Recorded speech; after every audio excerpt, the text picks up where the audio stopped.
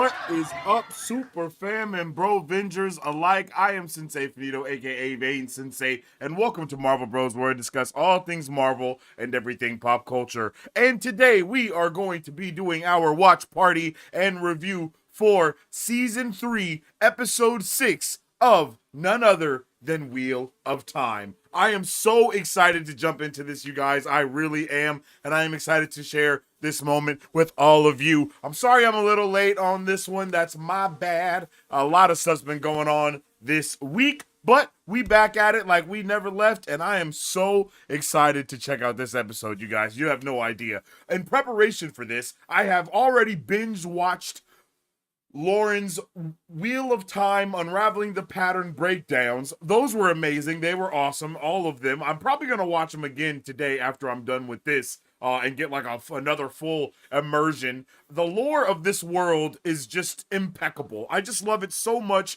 and I'm excited to be able to dive deeper into whatever the hell is going to be going on tonight, because I assure you, I have no idea what's going to be happening in today's episode, and I am so excited for it. Episode 6 is titled The Shadow in the Night, and with a name like that, you know this is probably going to be insane. So far, my favorite episode is episode 4. I have rewatched it at least 7 times, maybe 8 or 9 at this point, because I just love that freaking episode so much. I can't even begin to explain how awesome it was. I said it last week. It's probably one of the best episodes of sci-fi fantasy I have ever seen in my life. Like, I don't think anything touches what we saw in that episode, because literally it's just so much. It was just so much going on in the episode. We saw science stuff. We saw fantasy stuff. We were going back in time with visions. Oh my goodness. It was just amazing. And it was like a little mini movie.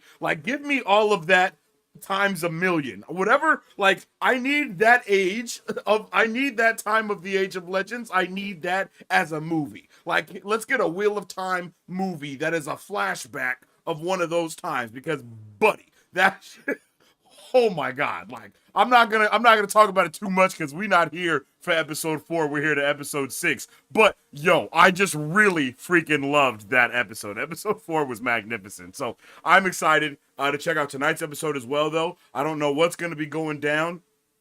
If you guys have been following all of my reviews and stuff, you know that I'm a little nervous about where we end this season at.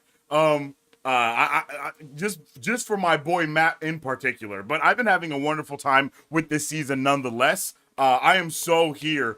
I'm so here for this, though. This universe is fantastic. The show is really good. The books are even better. And just as a watcher turned reader, I really appreciate what they've been doing with this season. But I'm also very nervous and a little angry about some other things. But, you know, I'm not going to white cloak it up too much today, because I am excited to watch tonight's episode. But like I said, I need my guy Matt just to kind of step up to the plate a little bit or something.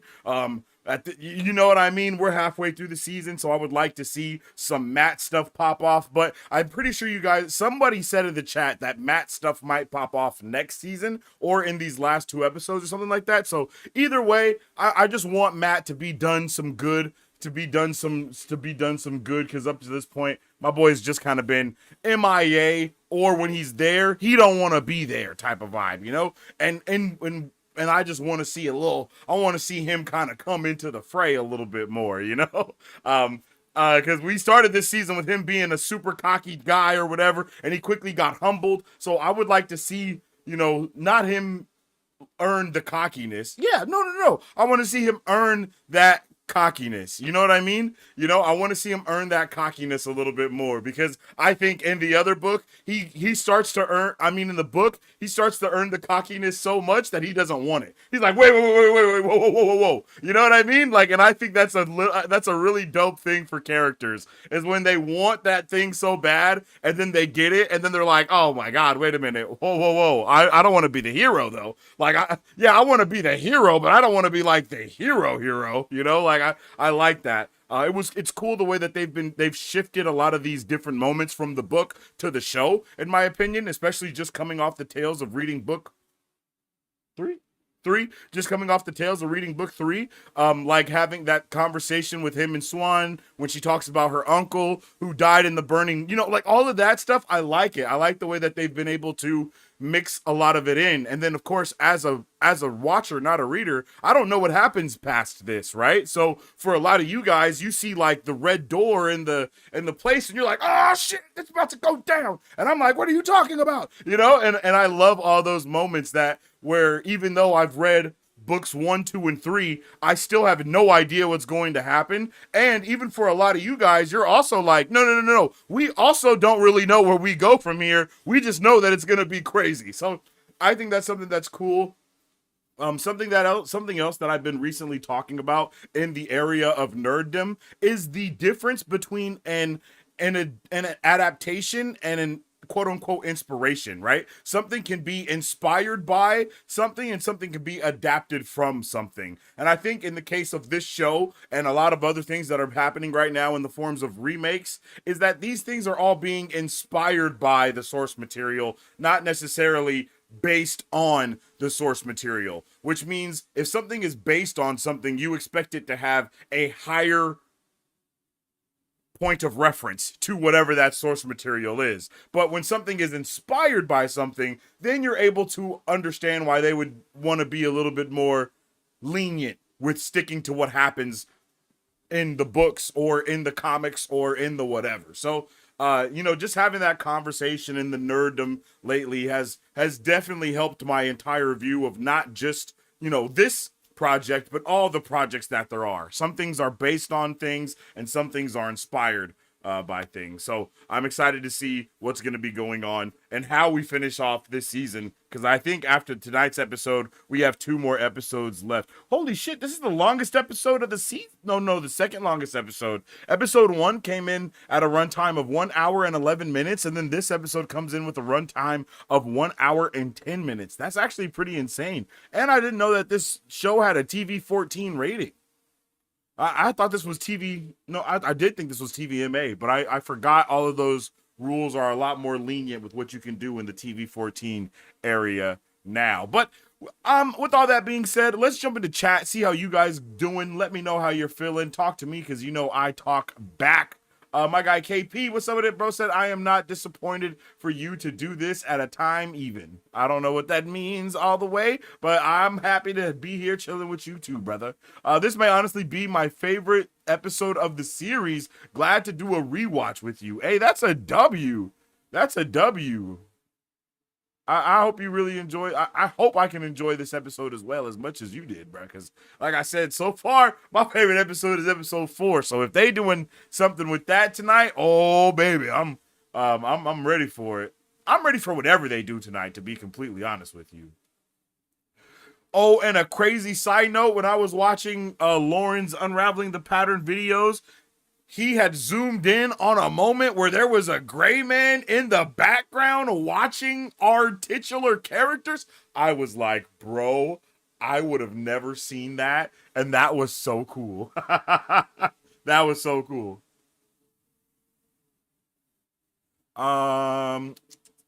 Let's see. What's up with it, Thatcher? My guy said incredible. Hilly acting at absolute master levels among every cast member. Ooh. I might be with you, KP. It's close with episode 4, but this was up another notch? Yo, I'm so hyped. I just love Tanchico, the clothes, the vibes, the hills. Yo, what's up with it, Sharice? How you doing? I appreciate you tuning in with us today. The book fan loves episode 4, but thinking of it as a TV episode, I got to give it a 6. I understand. Yeah, I don't give it I give that episode a fantastical rating because of the things that it was able to do within those constraints, and just how beautiful the episode was, the flashbacks. But if you guys know me, I love that type of storytelling. Like, I love visions, I love dream sequences, I love stuff like that so much. And then the way that I think it's called the boar or whatever, like the way that punched into the world, and then the tear in the universe, and then how the freaking giant Death Star crashes into. bruh. Oh, baby. That shit was awesome. Hey, what's up with the rant? How you doing? I have D&D in an hour. Unfortunately, won't be able to watch it all live with you. Hey, I appreciate you tuning in with us right now, though. KP, KP rant. I hope you're having a good one, man. If you guys haven't already, make sure you drop a like and a share on the stream because it helps out tremendously around these parts. Okay. To think Rage thinks episode 7 is the best, I'm looking forward to next week. Oh, Rafe. Okay. Oh, that's crazy. If it's better than this one, I might explode. This season has been going up and up and up and up and up. Yo, what's up with the cutie pie? I've been binging AC Shadows. Yeah, I want to play Assassin's Creed Shadows for sure. That is on my list. I'm not gonna lie. That's on my list. I'm personally a fan to get to watch this with you today at a reasonable time. Oh, okay. Yeah, I'm pumped because those midnight drops are crucial, brutal. I definitely couldn't do it that day. I had such a long day. It was like, bro, there's no way I can do this right now. I think I had like 3 lives that day or so. It was crazy. It was just insane. I can't watch at 3 a.m. is insane. I feel you though, Sharice. Happy to see you here with us. I think they are working on an Age of Legends movie. That would be fire. Don't gas me up, Sharice. Matt did have the quarter fight. Yeah, you're right. He did have the quarterstaff fight. But even that, I was a little like, oh, come on, G. You know what I mean? Because I love the way that their master is like, I think that's a really awesome moment. So I'm excited to see. I will say I'm excited to see how they decide to change that and like where that new moment comes from. You know, where does that profound moment come from of him getting that sense of, yo, what the hell is this? Like, I know I'm awesome, but am I really this awesome? I love those type of moments from people. Season 1 was a Moiraine Nynaeve focus. Season 2 is an Egwene antagonist focus. Season 3 is Rand and Perrin. So season 4 will be Matt and Elaine. Ooh, okay. I'm cool with that. I definitely want to see more from Elaine as well. I think she's been done well in this season, though. I love what they've done with her character and Avienda and all that. I don't know if any of that is in the books because I don't think that's happened yet. And from what I've read, but I love all of it. I thought they did a awesome job. I love seeing her in her dream when she's like being a wayfinder and like whipping the air into the sea. Like, yes, 1,000 times yes to all of that. I've been really impressed by the fidelity of the season overall. Of this season so far. Overall, it's much closer, and the changes serve the specific book moments that they're setting up. Loving it all. Episode 4 was a 10. This episode is an 11. Yo, I am so pumped to check this out. Wow. IDK, I think it's very close, but I do still think 4 is slightly better. Okay. For me, season 3, episode 6 was a 9. The only problem I have with it, okay, I'm not. Oh, you just said that some scenes were too dark. Okay, I understand that. I can understand that for sure. I really do, because some stuff does be too dark sometimes. Things do be dark. I will say that shows do be dark for real. I don't understand what that is. Shows and movies, scenes be dark, like, and they be way darker than they should be. You feel me? Yo, what's up with that Kenyak? I believe that's what your name is, man. Hi from Russia. How you doing from Russia, yo? But I think I'm ready to get into this episode. I'm not gonna lie. I think I'm ready because I'm excited, man. I'm excited. I mean, I can, we can talk about everything, but you guys have all seen the episode already, so there's not a lot that I can theorize about with you at this moment. But I will say. I would like to see, I think you guys already know, I want to see something from Matt a little bit. I'm kind of guessing that from tonight's episode, from what your guys' reactions are to what I've said, is that tonight's probably not a heavily Matt-focused episode, which I'm fine with. Not really, but I'm okay with. Not at all. But I'm excited to see where they go. If they touch, like, all the things that are going to happen with them. I want to know what's gonna happen with Rand as well. I don't know if we're gonna see what's going on with Rand in this episode or not tonight. But I want to know how the Aiel are reacting to Rand now being the one. You know what I mean? Like the fact that he's the one. I want to know what is happening here, right? So, yeah, show me more. Show me more of Rand. Show me more of the Aiel. All of them, because I think it's going to be really cool for him to come out and both of those quote unquote tribes of the Aiels are there, and then they find out that he's the Karakarn. Like, I think that's going to be a badass moment if we get to see it. And well, we probably don't get to see it because they came back already and we didn't, and then we don't know what happened next. But I just would like to know what they're gonna feel like, what some of those politics would be. I hope we don't skip that moment. I hope it doesn't happen off screen, because I feel like that shit is such a big, impactful thing that I would like to see them be like, oh shit. Because even Avienda was like, what the wait a minute. Whoa. And she was still disrespecting him by calling him a wetlander, you know? So I want to know how many other people continue to have that consensus and whatnot, you know? Oh wait, did we already see that? I think we already saw that.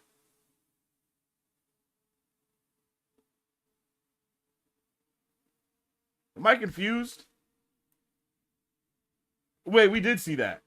But I want to see more of it, though. Yeah, I do want to see more. I stand by everything I said, even though I remembered that he showed the little girl his arms and stuff. I just remembered that. But I still want to see more of the Aiel. So I stand by what I said still. Yeah, I want to know what's going on with them, for sure. So I want to see more Aiel. I want to see more of Moiraine and Lan. And I'm very interested in my boy Perrin. I'm very interested in my boy Perrin and Fael. You feel me? I want to know what's going on with them as well. We haven't really got that answer yet as to what's going on with the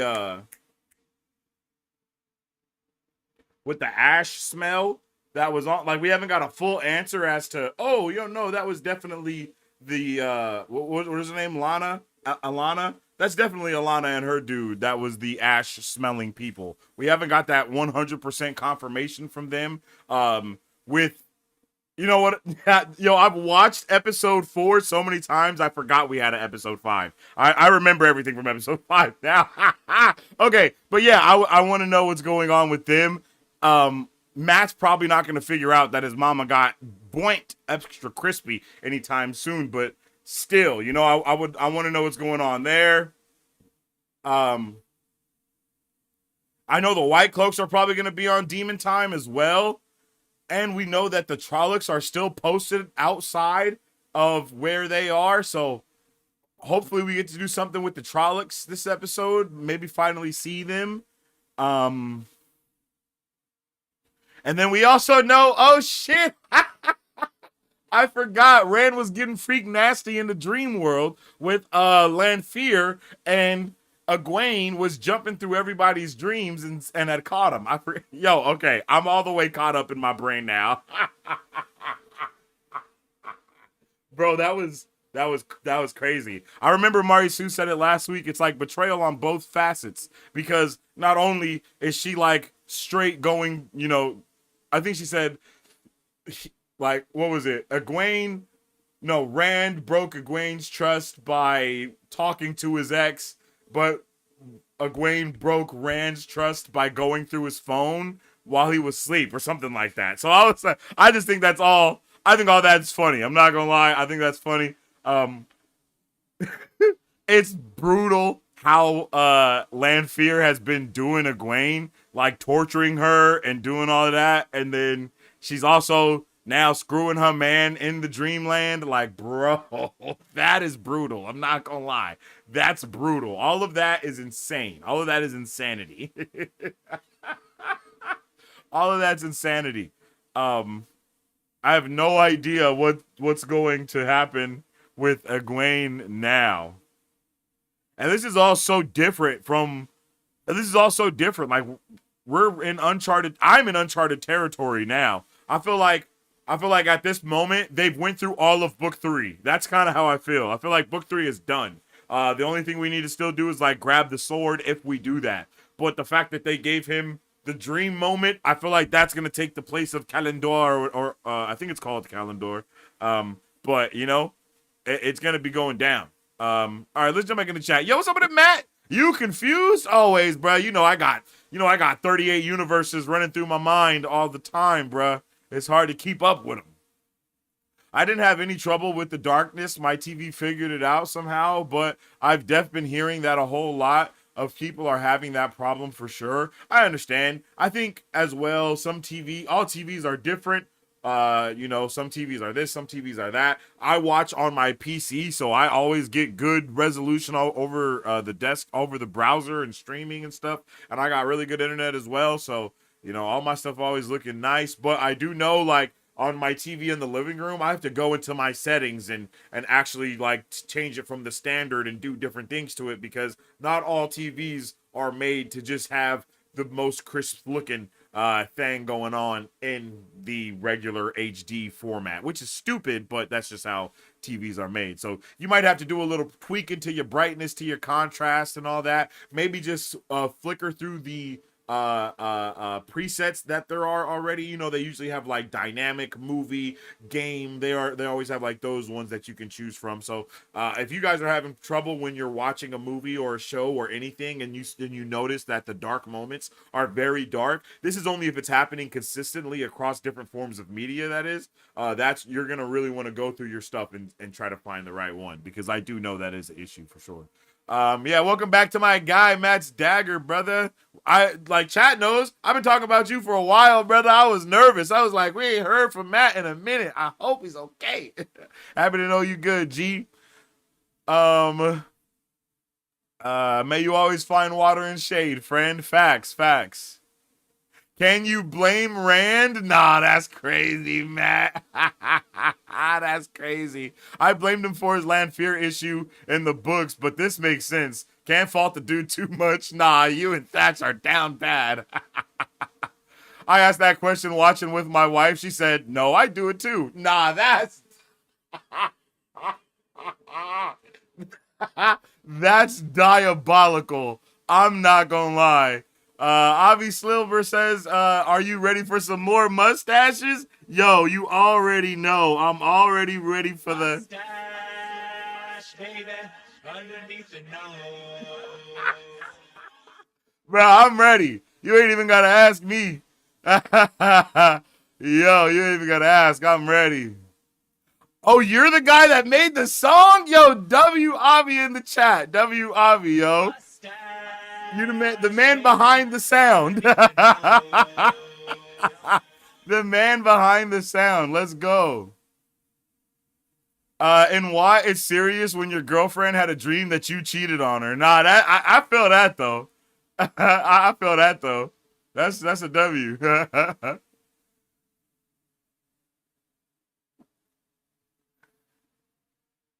Enjoy being a watcher first. You get to be both. You're lucky. Yeah, it's pretty awesome. I'm not gonna lie. It has been pretty fantastic to be able to watch the show and then go and read the book and then watch the show and then read the book. Like it's been insane.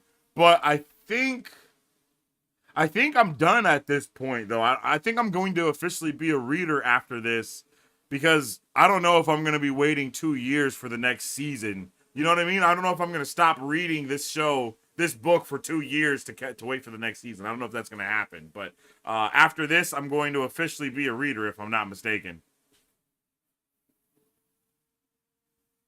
Underneath the nose, you already know. Love your channel, love your song. I appreciate you. Thanks for the love. Taishar, indeed. You should totally enter Wa Idol this summer. I might do that. I might. When it happens, I may do it. It makes the wait between seasons better. Ooh, okay. Yeah, because I know we're gonna jump into Brando Sando after this season of Wheel of Time is done. Or we're gonna jump into book 4. I don't know yet. But you know, we need to jump back into Brando Sando. We already finished book 1 of Mistborn, so we got to jump into books 2 and 3. And then I would like to kind of finish that trilogy off. And then, because technically we finished a trilogy within the Wheel of Time series, so I think now would be cool to go and finish the trilogy for the Brando Sando series, and then we can keep doing the Wheel of Time stuff though as well. I really want to do more than one book club, more than one book during book club at a time or something. So we'll see how we get to crack it off.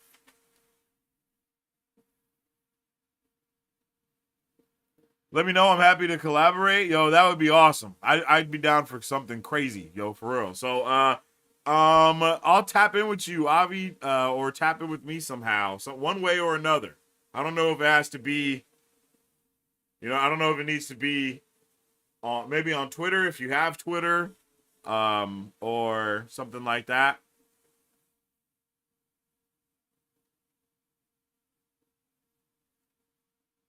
Uh If I can also recommend a series, my new favorite, hands down, no question, is Dungeon Crawler Carl. Disregard the name, disregard the book cover. It's amazing and has the best characters ever. Okay, okay, let me add that to my TBR for sure. I'll just make a note of that right here real quick so I can add it to the TBR after the show. You said Dungeon Crawler Carl. Dungeon Crawler. Bam. All right, I wrote it down. I'm gonna see what's popping with it. I'll look into it.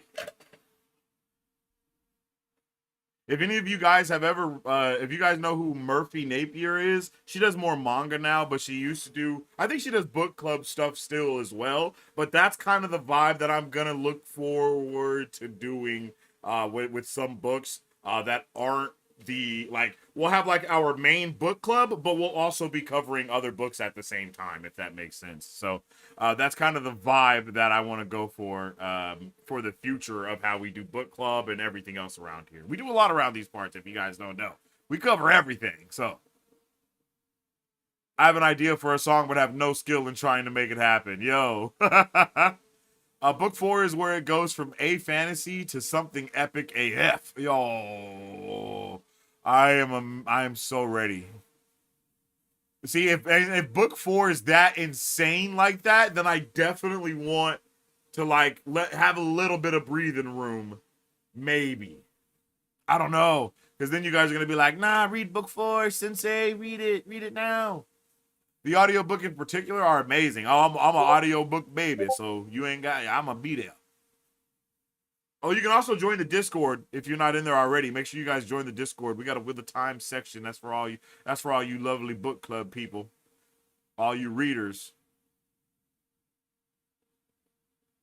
I love Murphy. I started watching her when she did Wheel of Time forever ago. Oh, that's awesome. I actually found Murphy Napier, because of her Dear Authors videos that she would do, where she would put out a community post and be like, what is one thing that you would tell authors if this or if that? Because when I started really trying to become a writer more, I started, really going through BookTube and trying to figure out stuff and trying to figure out the best way to do all those things. And that's the way that I stumbled upon her. I stumbled upon Murphy, Hello Future Me, and Daniel Green, all in those same ways of me trying to, further my own writing, basically. So, that was dope to follow all of those. And then I've heard about a lot of other people from you guys as well. So yeah, I mean, yeah. I'm down. I'm down. But yeah, that's that. We nerded up here, yo. You know what I'm saying? Like, we super nerding around here. I watch everything. I watch everything. Those are all people I watch too on BookTube. Yo, you see? You see? Shout out to all of those amazing people. Yep. I watch a lot of things in order to learn things. If I don't know something, I'm going to look for someone who knows what they talk about listen to them, listen to someone else that know what they talk about, cross-analyze the things that have been said. You know, we get super nerdy around here, chat.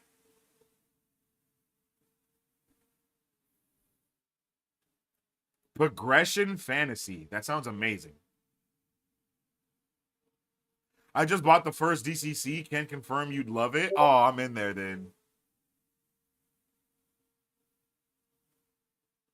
Red Rising? That message disappeared. And Lycanius trilogy? Those are a lot of names. But Red Rising sounds dope. I agree with Dungeon Crawler Carl, but do the audiobooks. They are the best audiobooks I have ever listened to. Murphy was convinced to start DCC a few weeks ago. Oh, snap. Okay. I'm joining now. We'll be able to communicate that way as well. W. Yep. Facts. I have read all the progression fantasy stuff. I don't know what that is. I want to know more. Daniel Green is a huge WoW fan. I found him right after I finished the series because I had no one who finished the series to talk to about it. That's crazy. That's crazy, but that's awesome as well.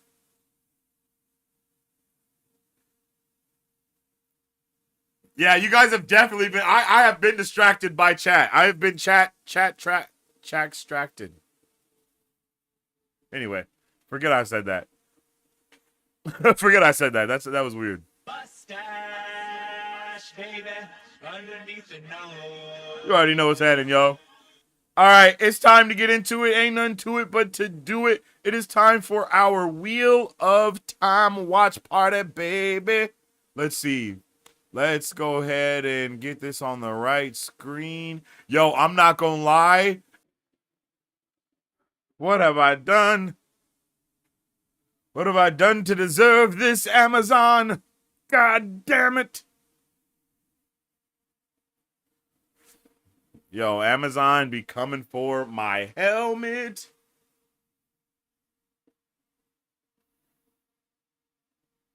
Amazon, please leave me alone. I'm just a boy trying to be a nerd. God damn it.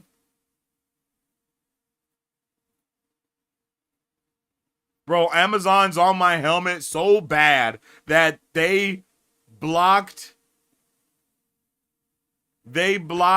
my... No, they copyrighted my part of my stream where I was watching Unraveling the Pattern. I wasn't even watching the show. I was like, y'all leave me alone. I was like, bro, this is ridiculous. This is ridiculous, damn it. I'm not even watching Wheel of Time. I'm watching a breakdown of Wheel of Time, and they on my helmet, bro. They was like, nah, you got to remove this. I was like, wow. I was like, this is insane, bro. I was like, bro, this is crazy. This is crazy.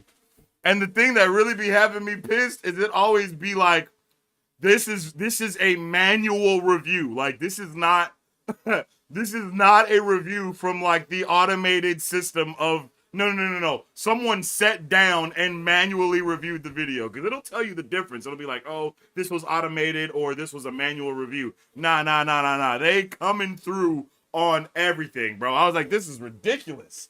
I was like, bro, how dare they? I'm like, I'm not even watching you. That shit, yeah, that had me. I was furious about that. I'm not gonna lie. I'm still furious.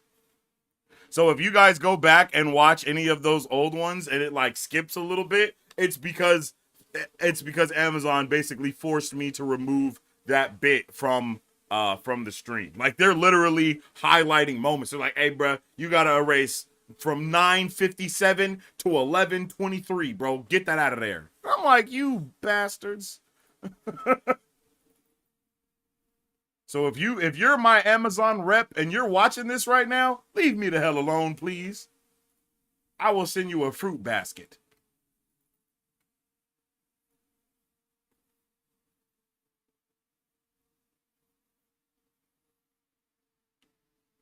Yeah, I know. That's why I was so surprised. I was like, how is this possible? Yeah. Yo, yeah. I couldn't believe it.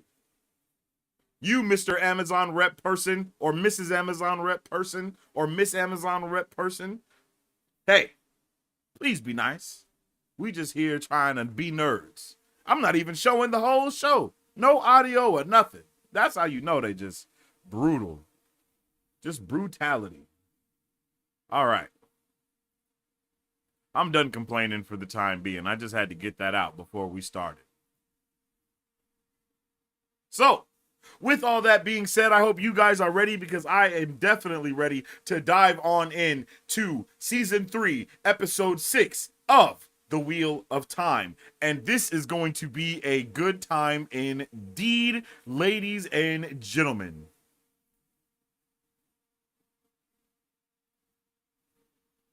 So, if you don't know, as from that little rant I just went on, I will not be able to show this episode from its entirety of start to finish. But what I will be able to do is show you a little bit of this, maybe show you a little bit of that, and then we can just kind of vibe out from there. If they start tripping a little bit too much, then I'm just not going to show anything because for some reason,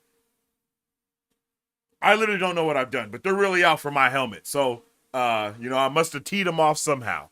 But so that's what we'll get cracking here. And I think I can also have the subtitles up for you guys as well to be able to follow. Yep, there it is. Bam. All right. So on 3, we will press play and enjoy season 3, episode 6, titled "The Shadow in the Night" together. Okay? I'm ready. I hope you're ready. On 3. 1, 2, 3. What the what? Oh, hell no. I got ads. Hold on. Wait, pause, hold on. Sorry. I can't do ads, bro. This can't happen right now. We can't do ads. Hold on. Sorry about that. I'm sorry. I didn't know the ad. I didn't know. My thing must have been due and it ain't been paid yet. Hold up. Hold on. We ain't doing ads up in this thing. It's just not happening. Bro, I just got something shipped to the house from Prime. What are they talking about?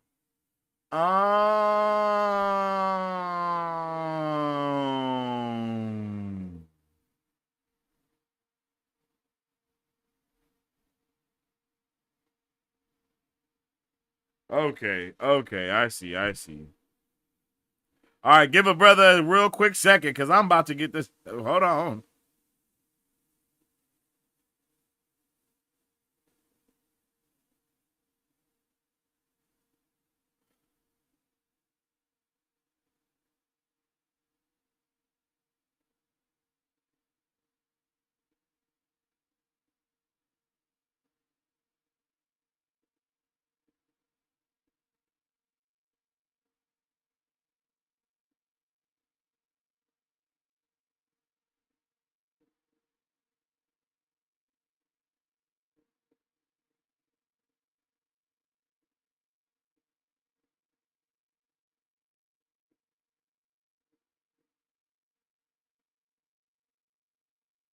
Not today.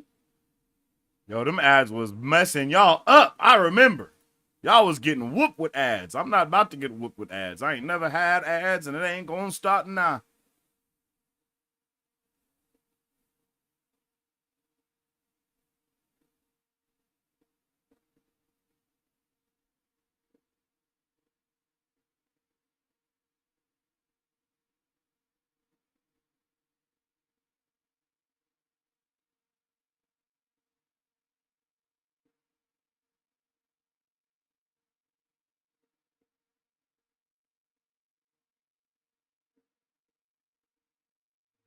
Okay.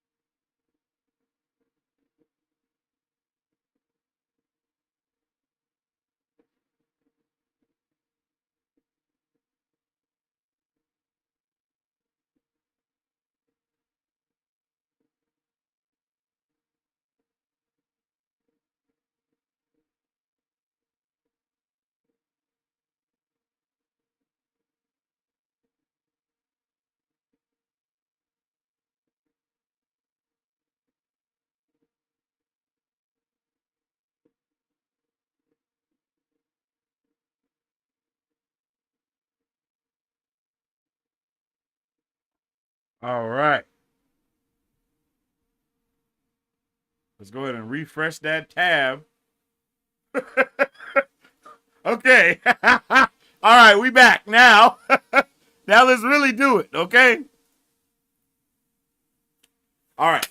It is time to get into our watch party and review for season 3, episode 6 of The Wheel of Time. I am so pumped and excited to check out tonight's episode, and I hope you guys are too. Drop a 1 in the chat if you're hyped, drop a 2 in the chat if you're not, and on 3, we gonna get into it and get us some wine. All right, on 3. 1, 2, 3. All right, let's get it. Oh, hell no!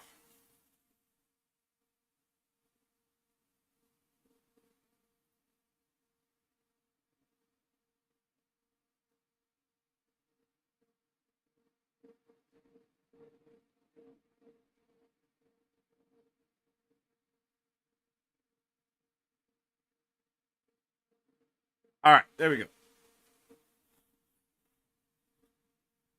Damn, I don't know why they kept playing a brother like that. On 3. 1, 2, 3. Okay, damn. Whoa.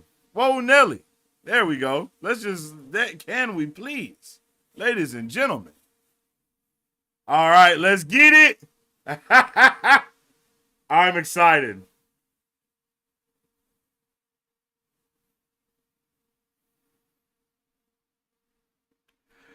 Do y'all remember that they blocked my video just for the for the teaser trailer of the episode? Y'all remember that? Yo, they be on me.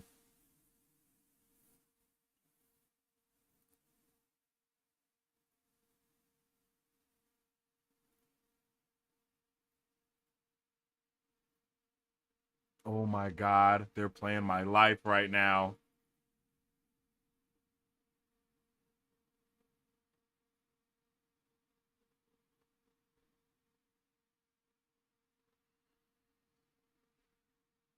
It is so disgusting how bro is like, oh my god. The way he's like compelling everyone around him. Like, yeah. Oh. Oh! 95 years ago.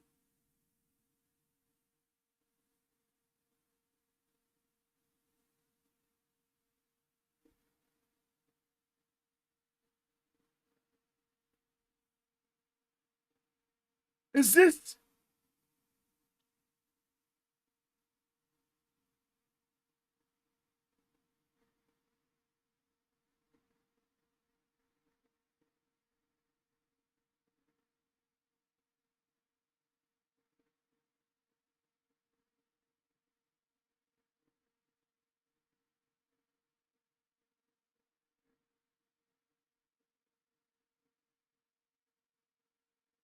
Damn, bro's whole life was captivity. That's hella sad.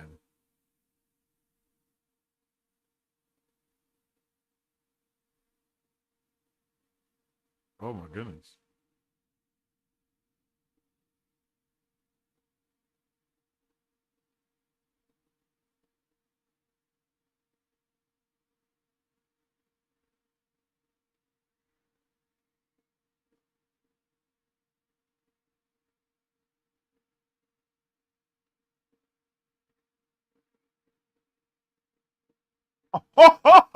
She caught 2 bodies as a kid. Oh my goodness. I did not expect that at all. Oh. Oh my. Oh. Oh.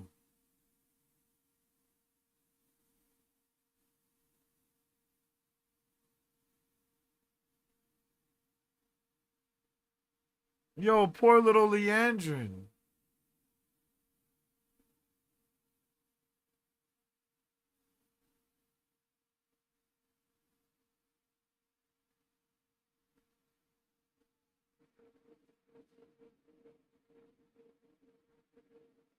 Whoa.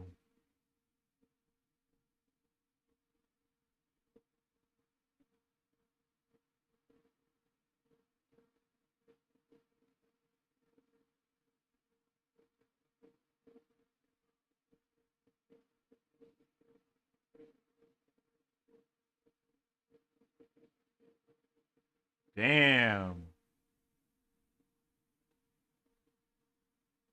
Oh,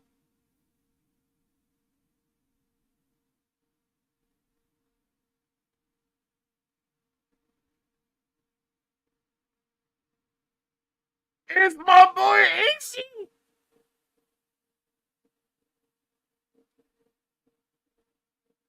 It's crazy how Ishi is basically like the most tame out of all the Forsaken.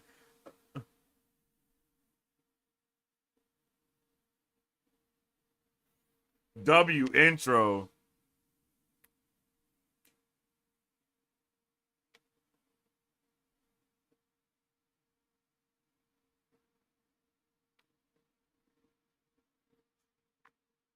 Oh, okay.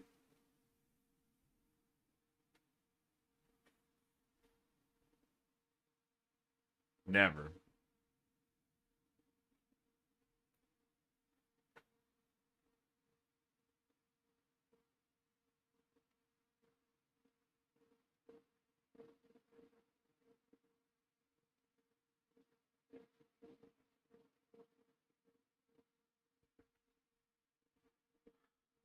Lady Lanfear.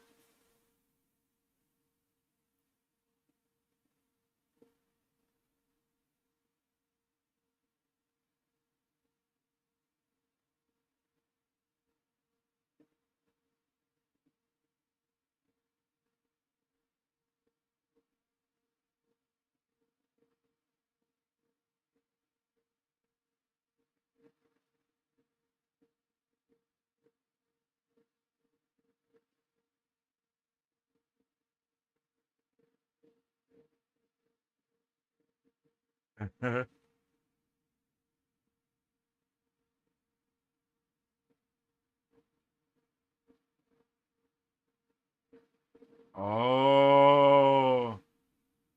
The Black Aja is like Ishmael's young troop. Oh, yo, that was sexy.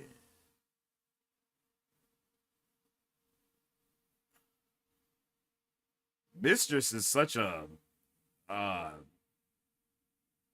freak nasty word. I don't know. You know what I mean? That title just holds such just mm, mistress. You know what I'm saying?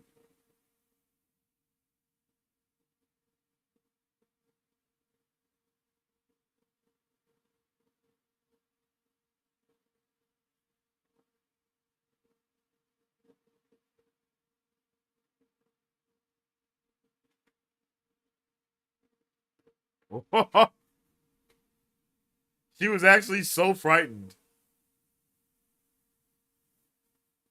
Barefoot stop is crazy. I agree. A barefoot stomp is insane.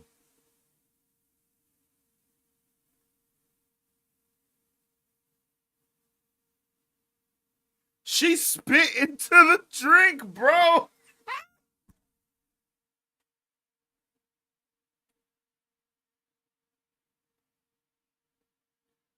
The chosen are the forsaken, right?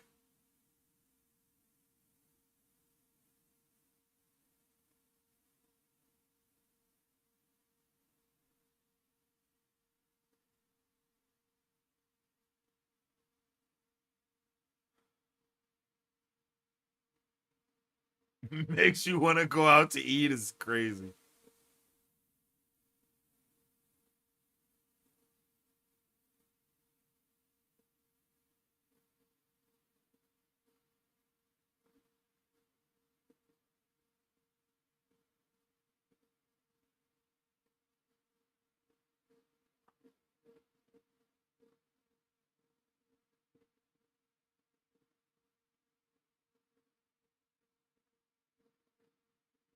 Yeah. She is being hella nosy. She is all up in the mix. Hey, Elaine is looking good.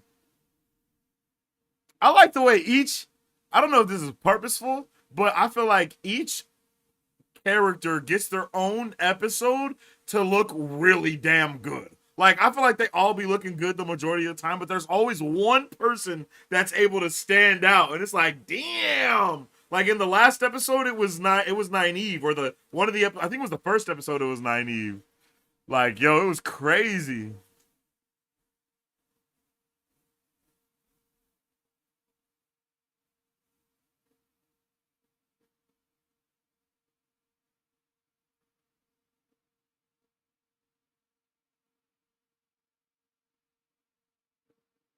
I keep forgetting that Matt is a different actor from the first season.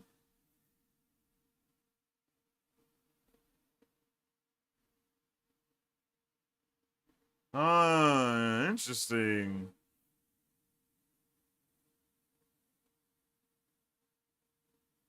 Oh, we're in a new. Oh shit! I didn't realize we were in a completely different like biome area. Oh duh, we sailed across the sea.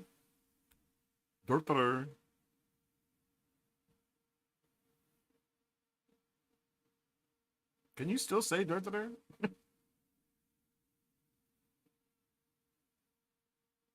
I knew she was going to get in trouble.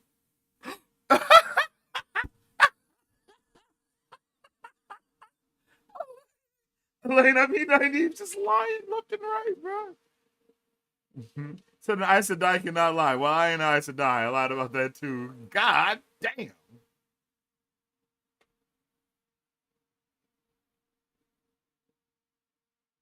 Hey, don't nobody lay like that.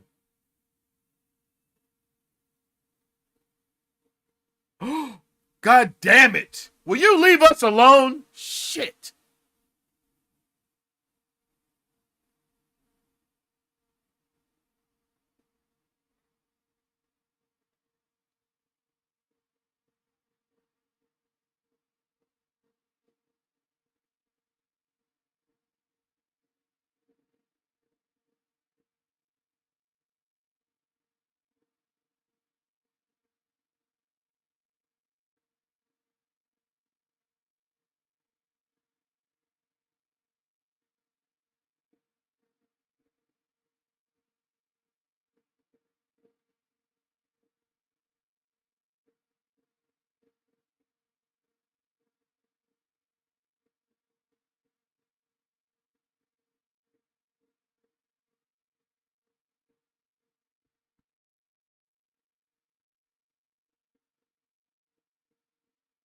Ah.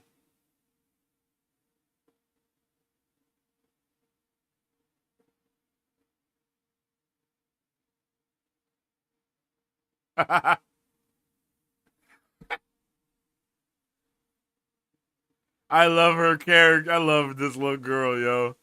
I'm so scared that something's gonna happen now.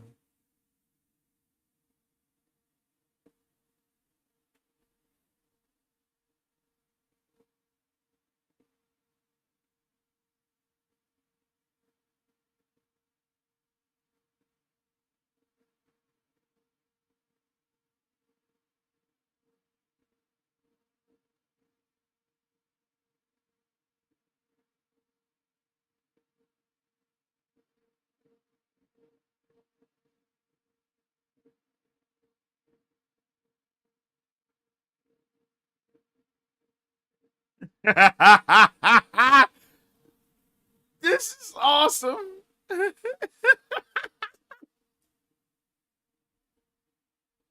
Hey! She's with it. The little one is with it.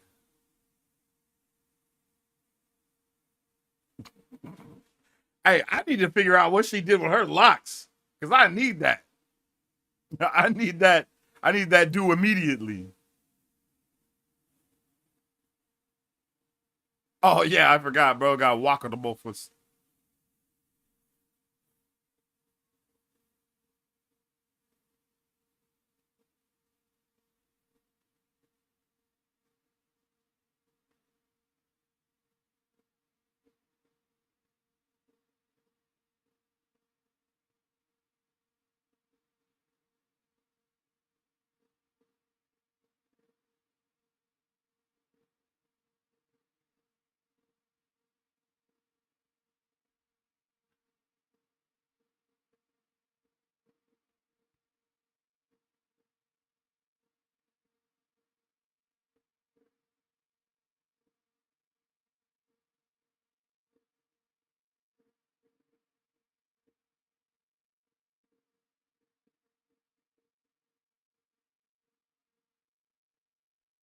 Damn.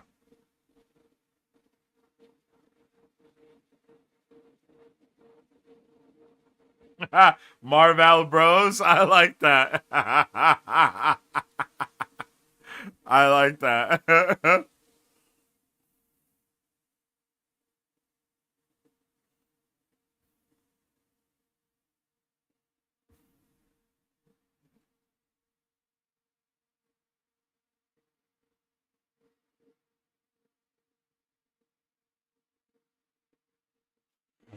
Oh shit!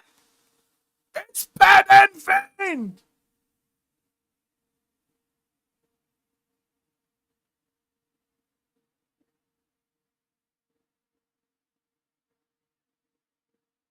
Hey, I think that's the first name. I think that's the first time we have ever heard that name of the Illuminators in the show. I might be wrong, but I didn't think Illuminators were even a thing in until I read the book. If I'm not mistaken.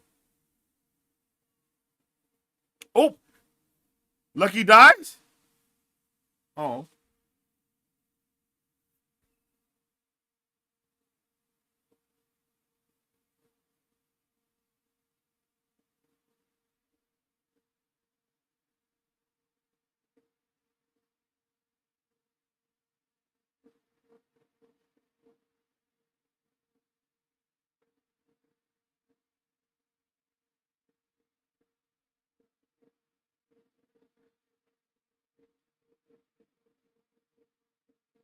yo, yo, it's our boy.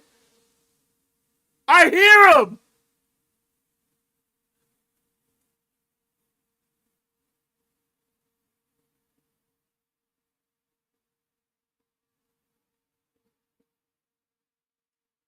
Yo, let's go.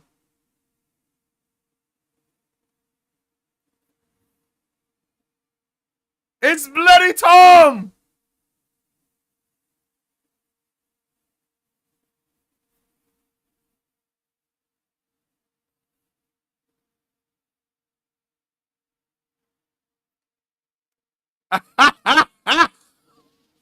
Yo, did he say no? He said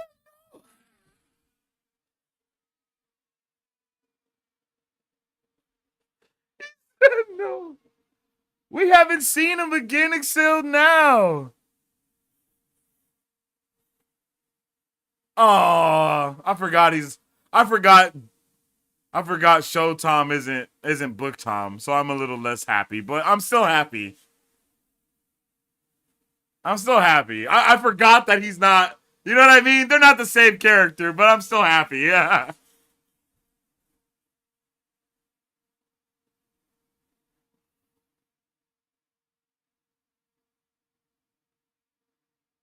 Lucky.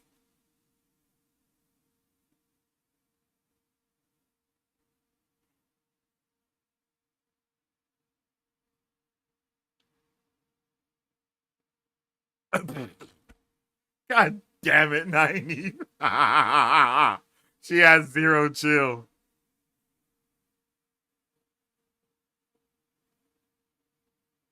It is.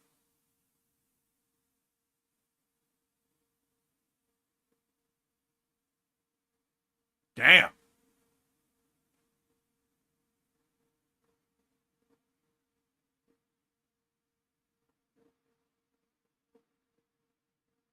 Let your braid down is hilarious.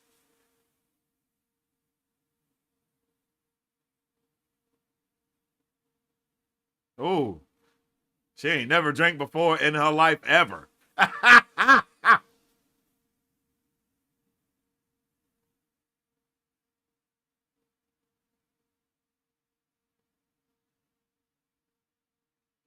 That's a good question. I don't think we've got that fleshed out in the show yet, actually.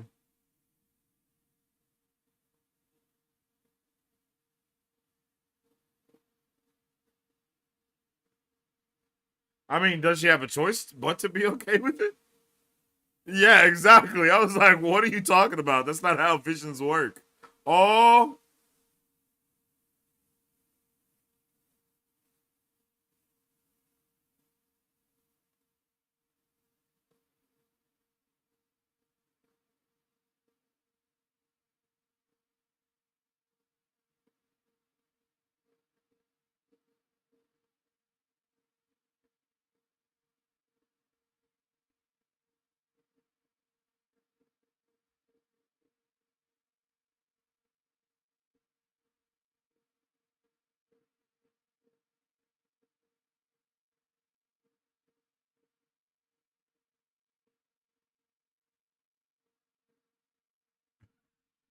I like men. I want men to be. I want to like men more, but I don't.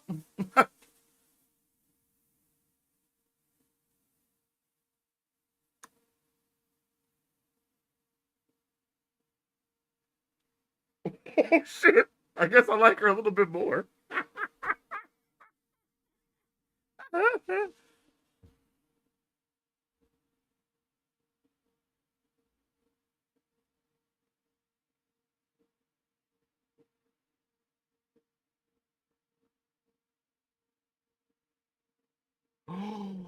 She's giving the witch from from Narnia. She's giving the Ice Queen from Narnia, bro. That's what she's been looking.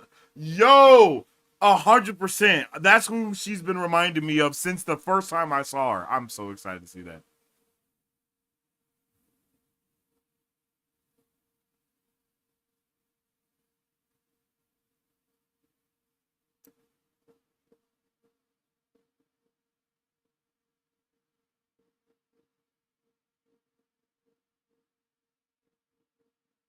You got to see Men's Actress in Bad Education. When I first started teaching, that show made me feel a lot better about how bad I was at teaching. That's crazy. She was also Leaf in Game of Thrones, the one that made the night. What? That's crazy.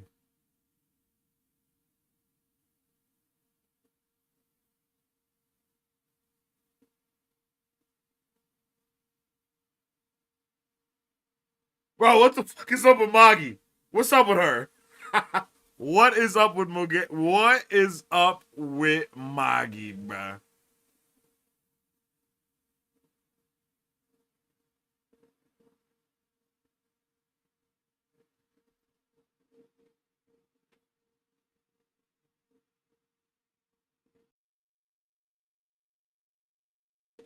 That's a good tip.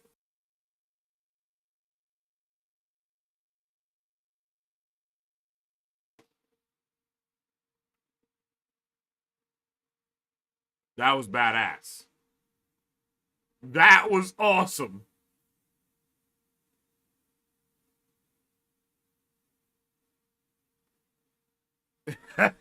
Matt, it feels like yo, Matt's Dagger, you are confusedly attracted to a lot of people in this universe. It seems like that's your jam. Are you at all threatened by your wife? I'm just asking.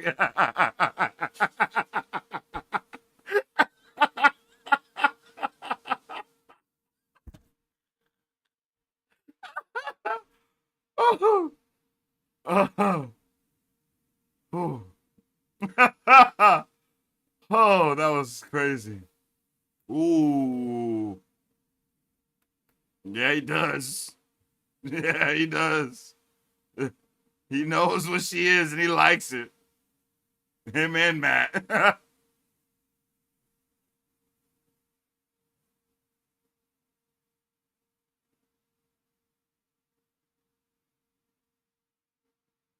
Why you lie? Oh, that wasn't even Egwene that did it? Oh, that's cold. I thought it was her. Yo, what's up with the storm? Welcome in.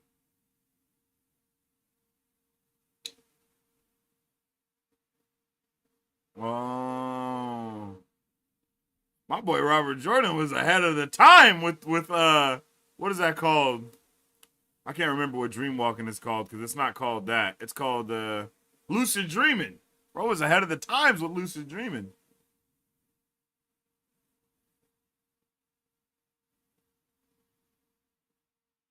That wasn't at all suspicious.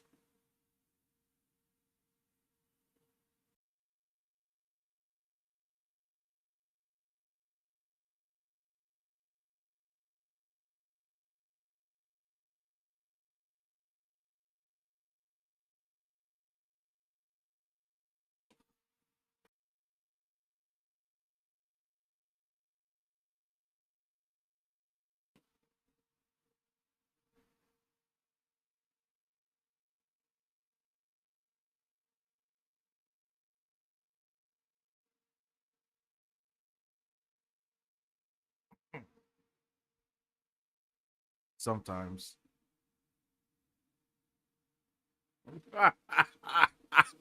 That is awesome.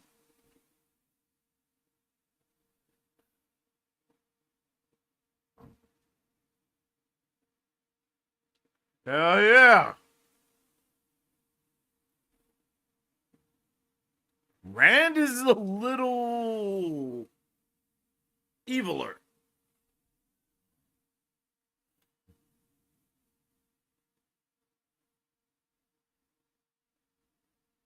Like even his mannerisms. Woo. Right, I'm getting. He's a little creepy.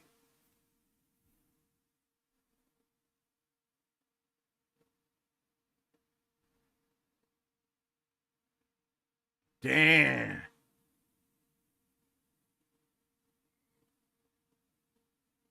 Oh, bro, I'm freaking out right now. I don't know why, but I am.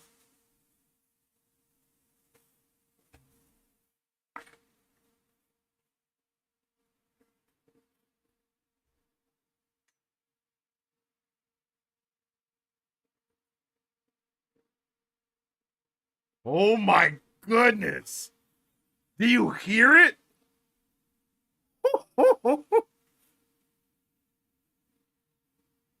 Oh, this is beautifully put together. The fire, the half light, half dark, the shaking of the world. Oh, it is shaking. Okay, I wasn't tripping. I heard the shaking.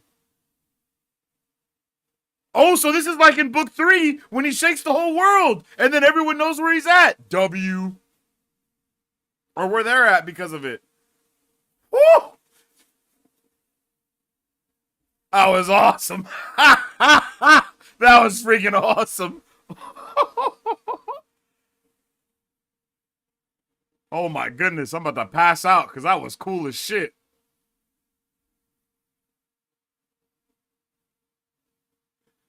Yo, when the master becomes the student, and again, is my favorite part of stories. I'm not gonna lie. So seeing Moiraine be all like out of whack and not really knowing what to do, oh, bro.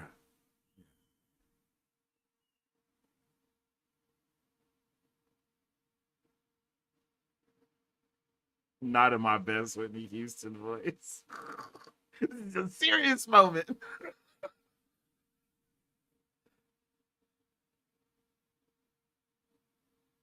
Oh, I didn't know that. Aiolor, Aiolor, Fiolor.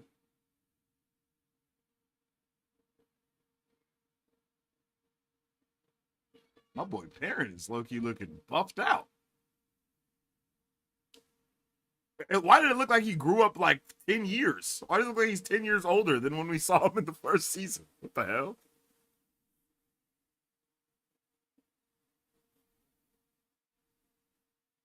What the fuck? Easy?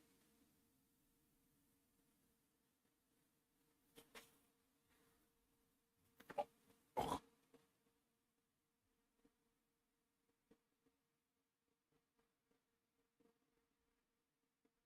do it.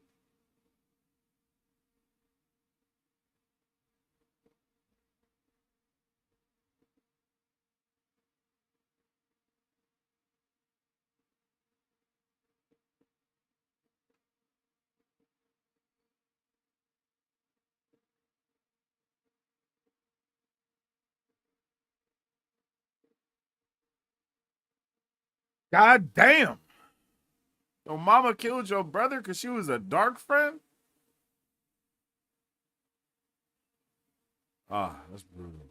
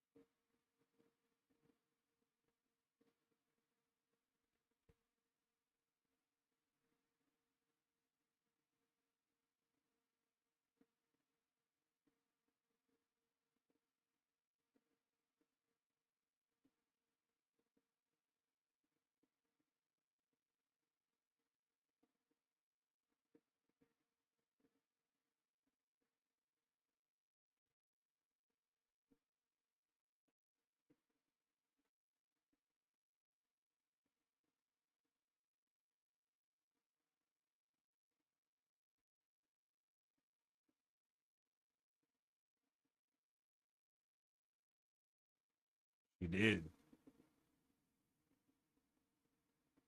Ooh. Oh, oh my God. That was heat.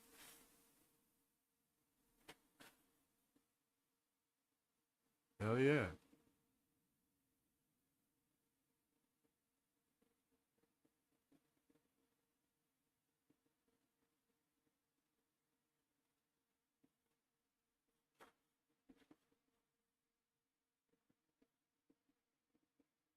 Oh, it's about to get freaky?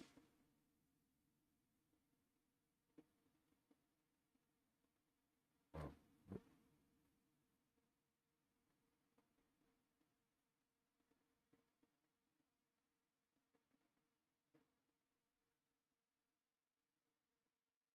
damn.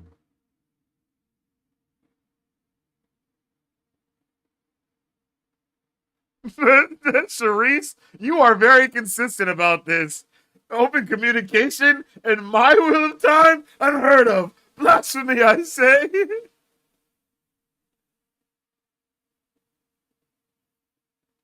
Who the hell is this?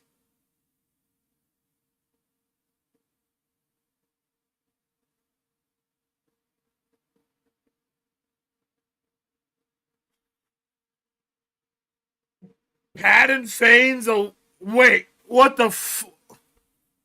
I didn't. He has a mustache, chat. We should have known.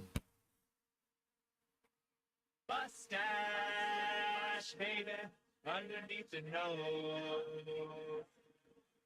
nose. We should have known.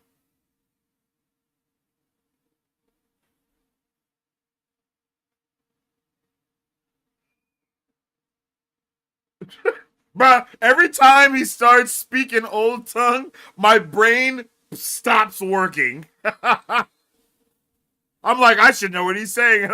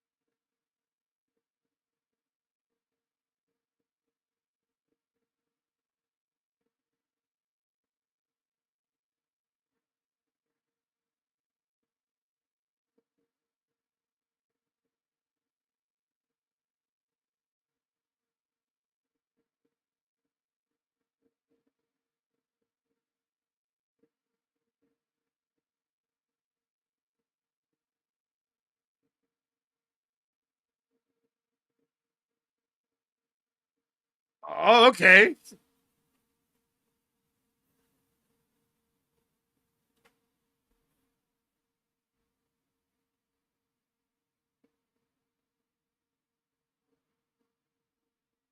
Not him helping her up after he just had a blade to her neck. What the shit? So is this supposed to be the moment when you know what I'm saying? Because when we meet him, he already has an apprentice, and this is the nasty. Is this also the nasty song that is sang? Because the Hills of Tanchico is the nasty song, right? Maybe not. Maybe I'm tripping.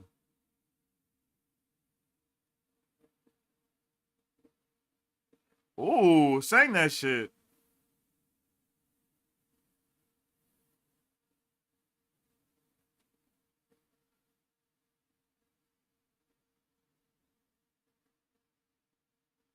Oh, yep.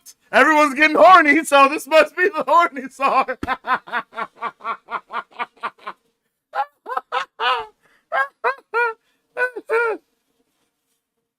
Yeah, yeah. This is the horn itself.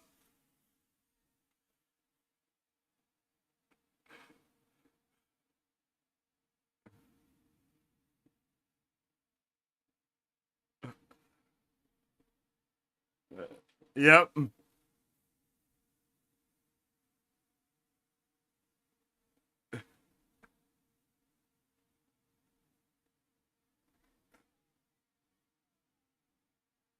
Okay. Okay. I like it. I like it. I like the way they mix and mash. Oh. Yeah, they mix and match. They mix and match very well in this show. I can't lie. Like, even when they change things, it's a good change.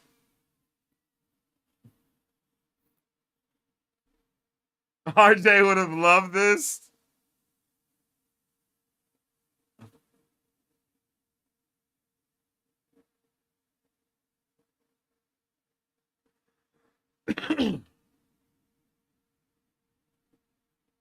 That's awesome.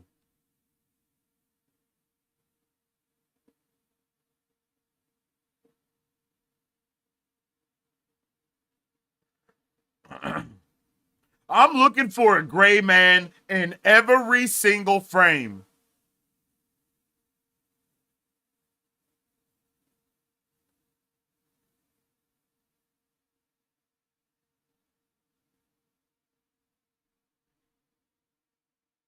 What the shit is wrong with his face? Oh, I forgot they wear shit. I forgot. My bad. I'm sorry. I forgot they wear things. Bro had me shooketh. I ain't gonna lie. Bro had me shooketh when I looked at him at first. I was like, hey!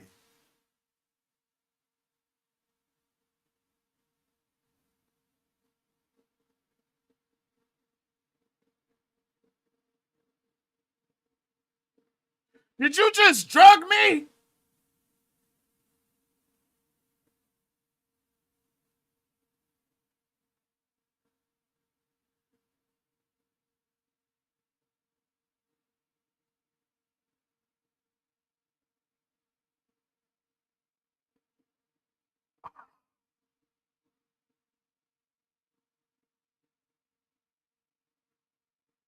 Oh my god, that shit is so sexy. Bro, the way that the weaving looks, like the way the one power looks, I have not seen anything look this good. And like, it looks the way that the Infinity Stones like looked like when Thanos used them. Oh,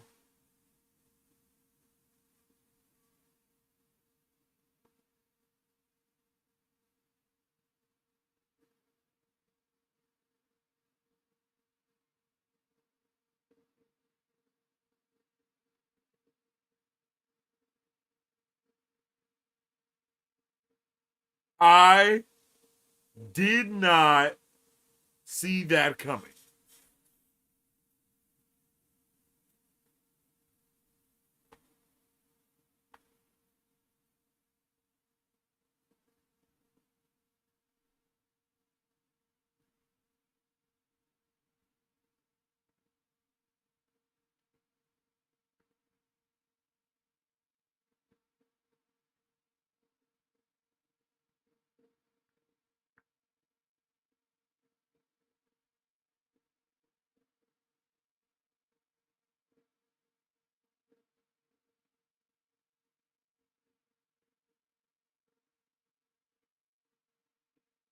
Yo, I just had a crazy like that's so Raven moment. Ah, you love getting thanked? That's so cute.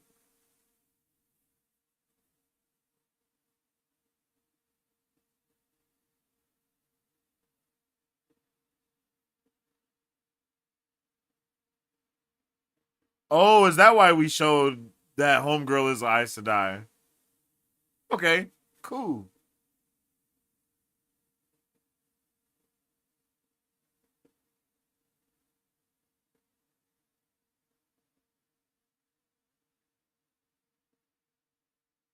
Both of them, one of them, who? Oh, it's both of them.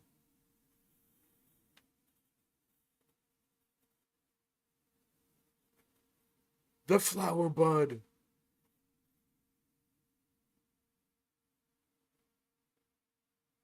Oh, hell yeah. Oh my God, what a wow.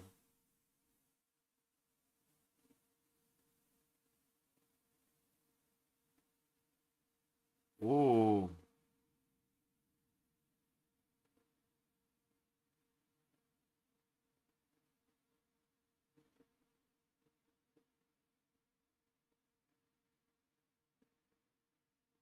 Bro, look at how natural it looks. Like, oh my goodness.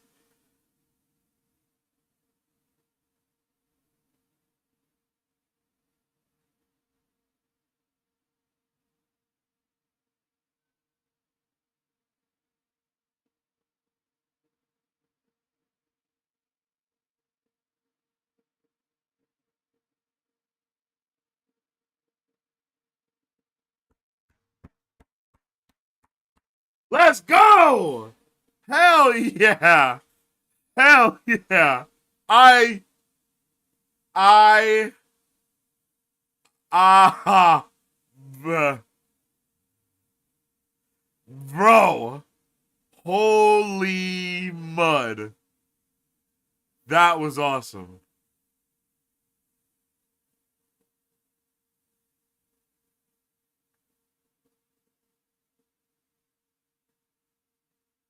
Chat, is he like telling her everything? Is that weird or am I just protective? You know what I mean? Ooh. Hey yo.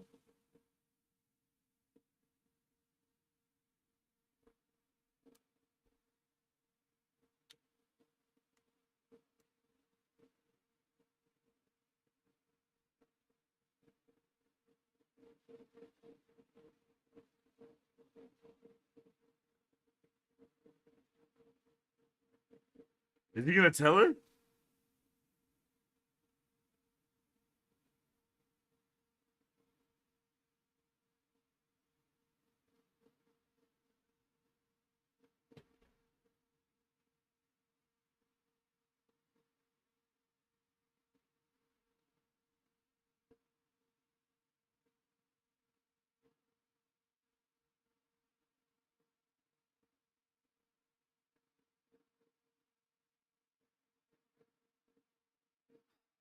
Okay, cool. That's fine.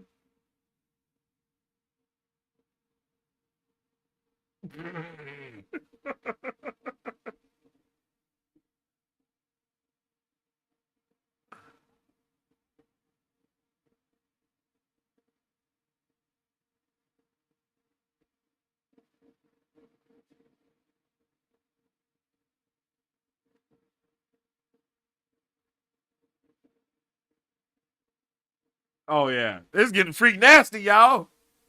I knew somebody was getting nasty, freaky.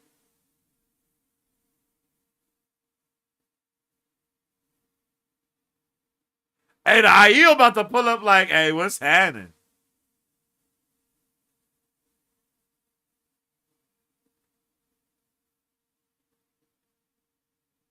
Perrin the Rizzler?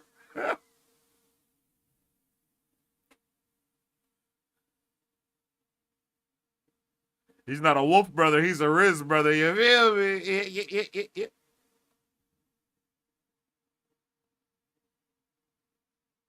She's still singing? Oh, Nynaeve's about to be set tripping.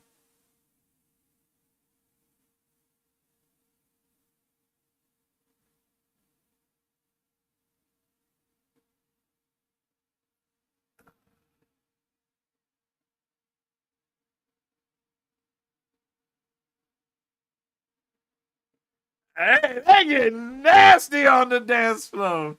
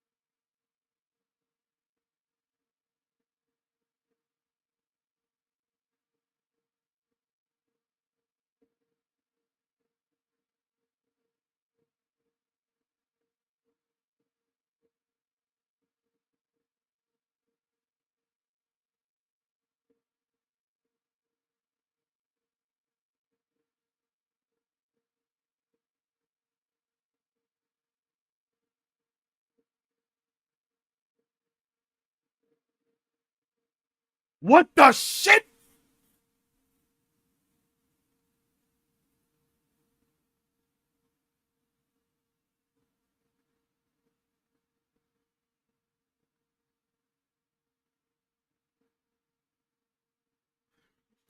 My boy knows everything. Let's go, Tom. I never noticed that Tom is our human version of our boy, our Loyal. He is our Lord Master, but the human one. So they both get to have two. Bro, Robert Jordan cooks so hard with the thought process of connection things and oh shit.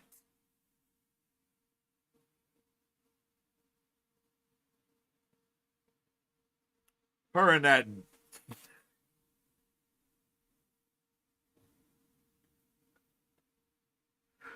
I was about to say something that was so niche that I don't think anybody would have understood it.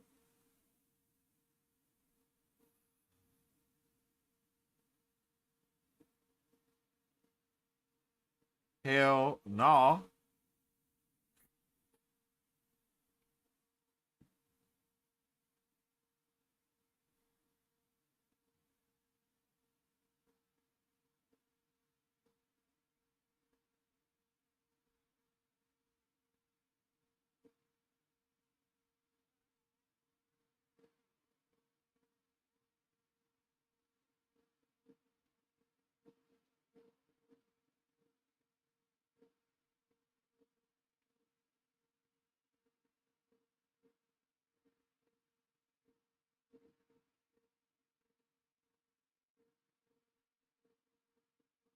Nah, they about to pull up on y'all stupid asses.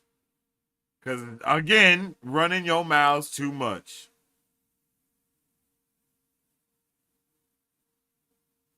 Oh,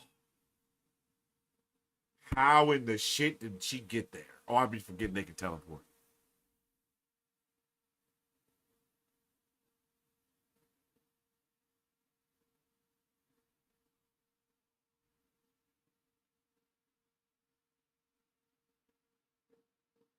What?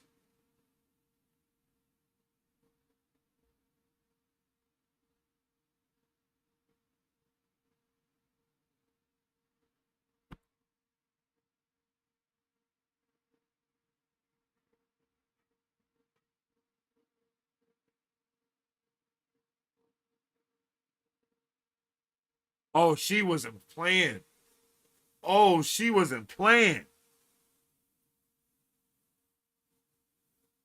Her and that Bob.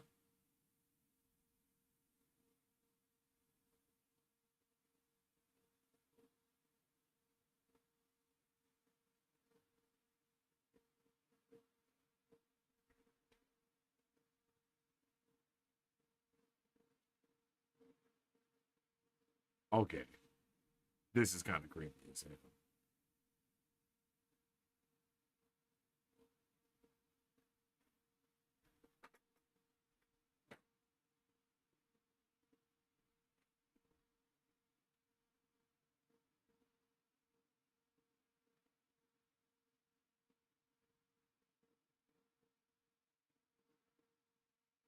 Oh, this is not good. I didn't know it was gonna keep going. This is terrible.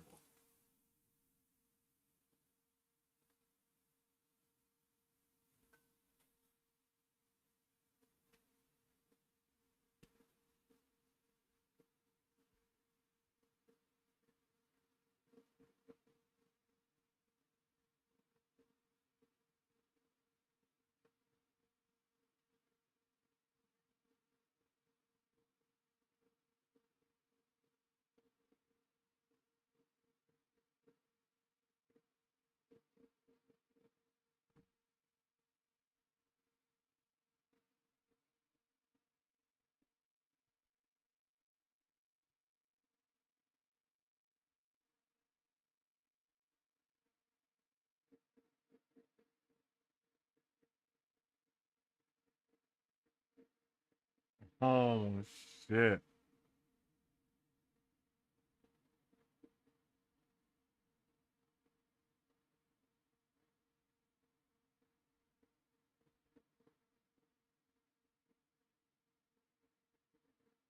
Not clever girls. Oh.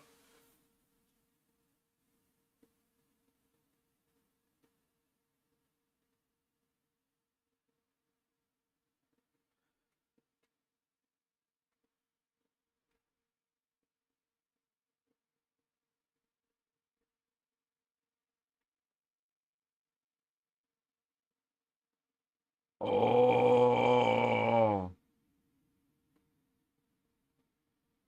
Oh. Naive. Ain't with that shit. Yeah.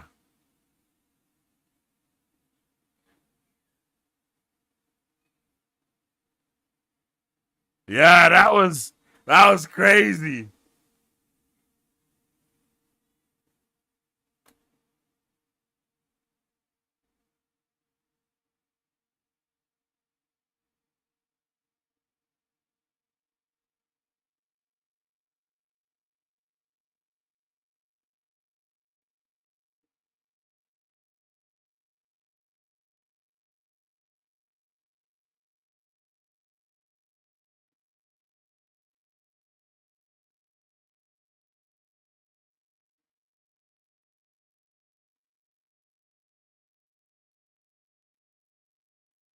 Oh. Oh shit.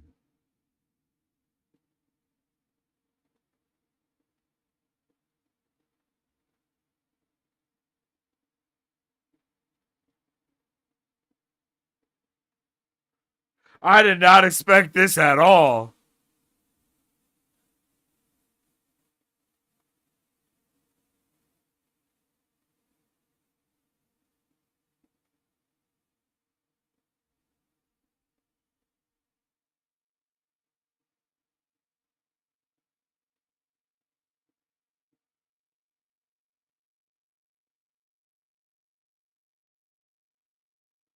Holy shit.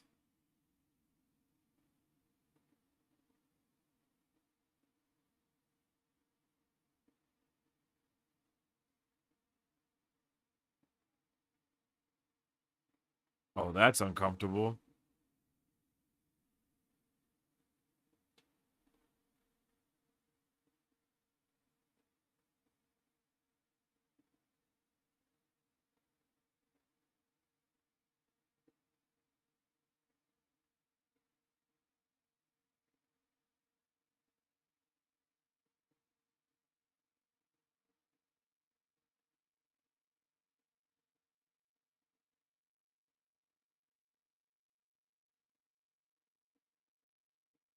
Oh, that sucks.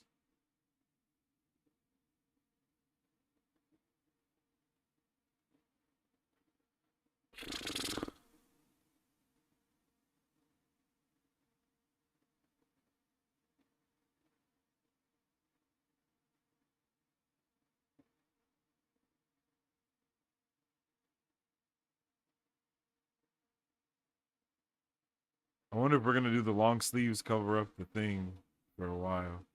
Ah, shit.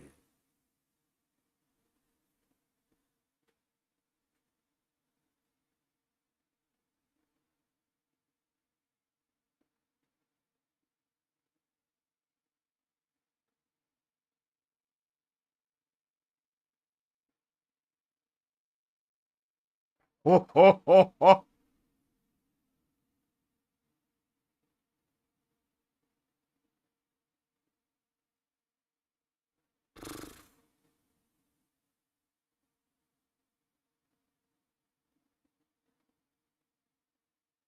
Man. Oh, shit.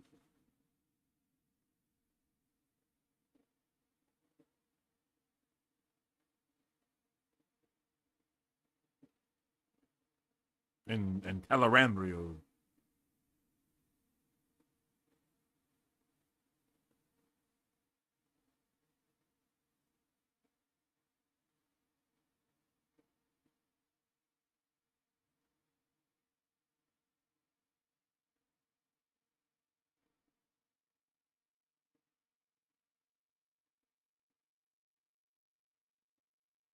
And you getting freak nasty in the dream world.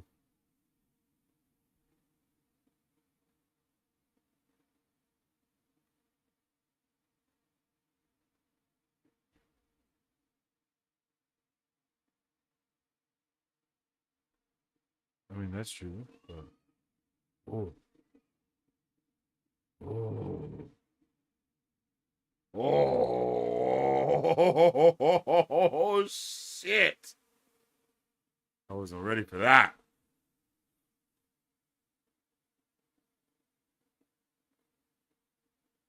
Oh, damn, he loves her. That's crazy.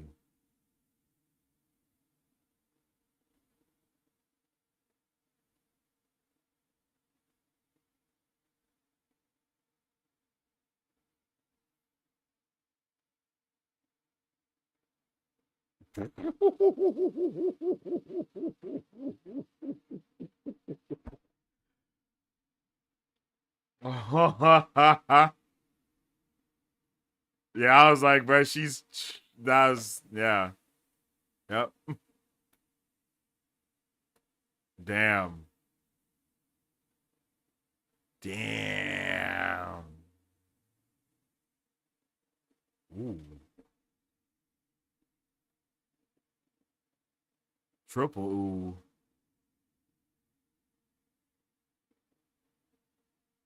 Oh.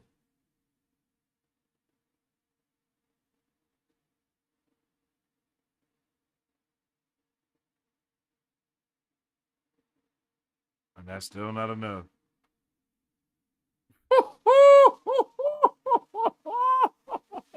Nah, they're cooking.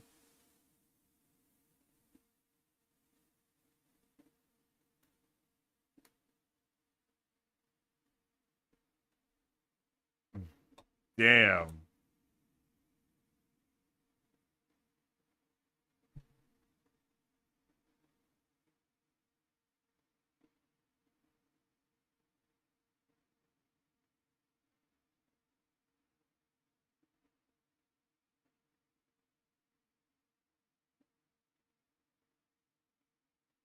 Oh, no, he didn't know.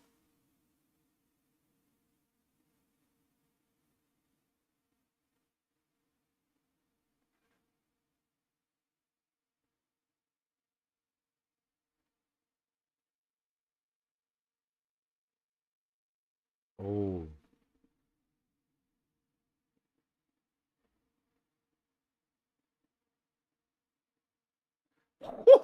It was your land fear. Oh.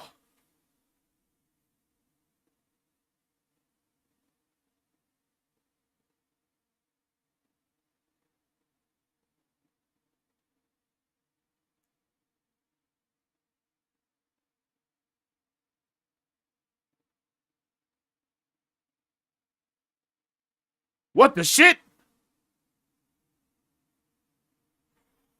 Oh my god! What?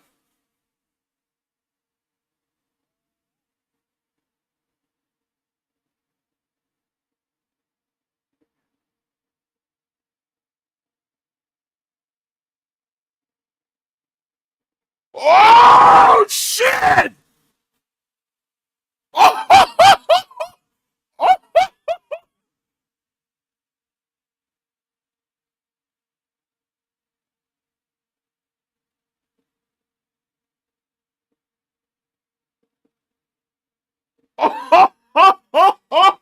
Oh my god!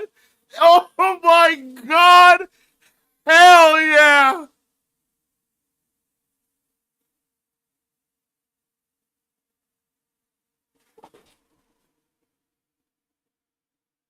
Oh!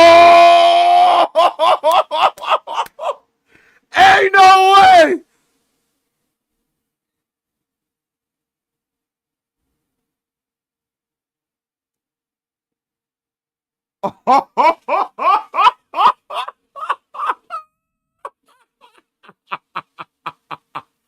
Yeah!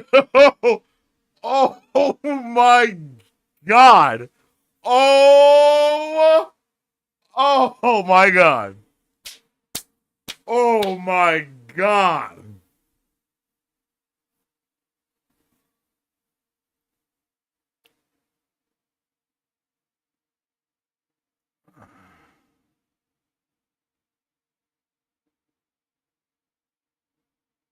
Don't tell me.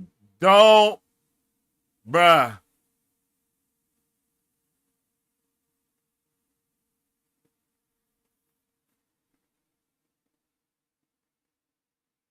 Ain't no fucking way.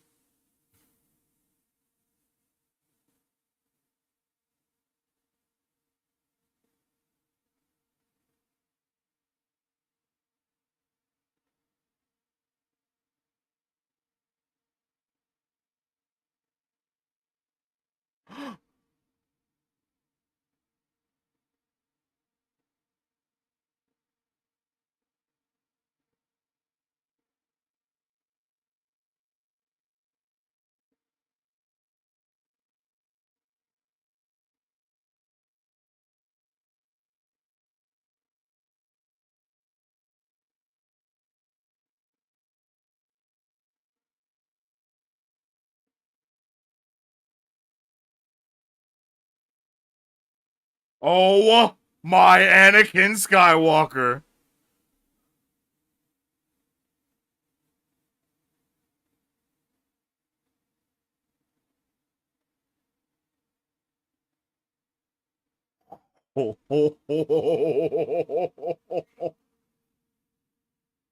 Not the laugh.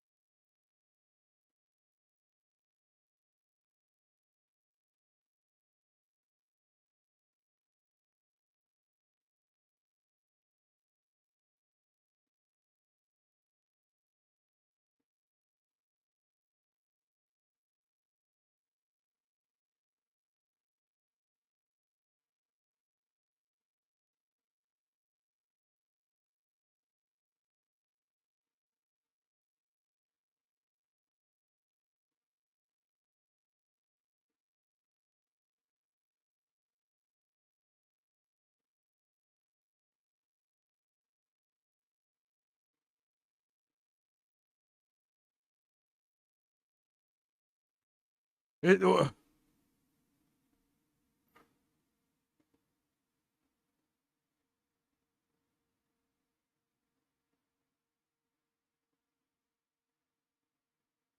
bruh. What the fuck? What? No, don't just change my shit, bro. No, I don't want to see inside episode 6. Bruh.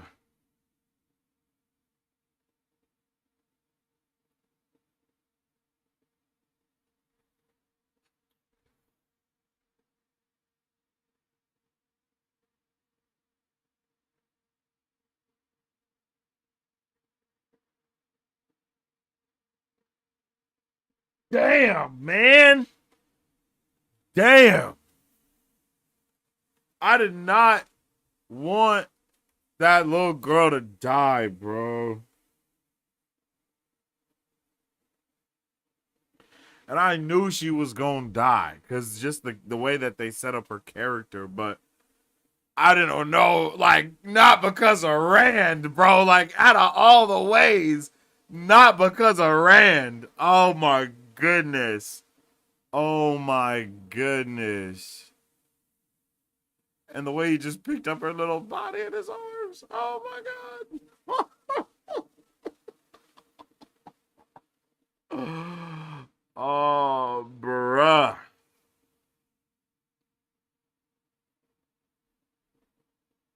Yo, I need a moment to just deal with that sadness before I can hype up about all of the amazing things that happen. Yo, press F to pay your respects. Oh, God. Oh, Sarah, no. Oh, man. Oh, God. Damn it. Damn. Damn. Damn. Why they do this to us? Oops, that's not what I wanted. Why they do this to us, man? This is just crazy.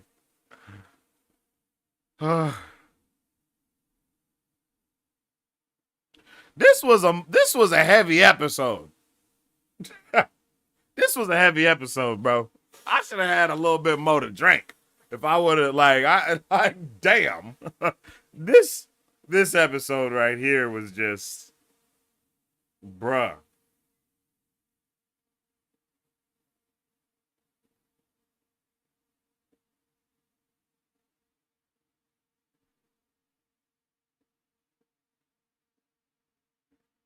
Oh,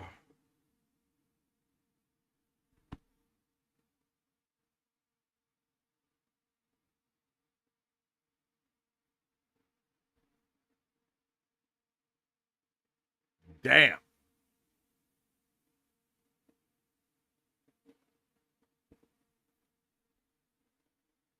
Damn, that was insane.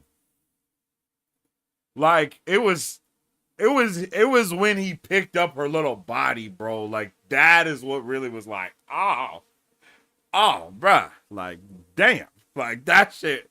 Whoo, that shit like that was not okay.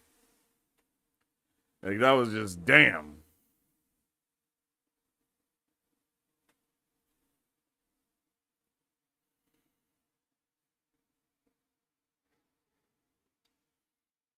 Damn. I'm so torn.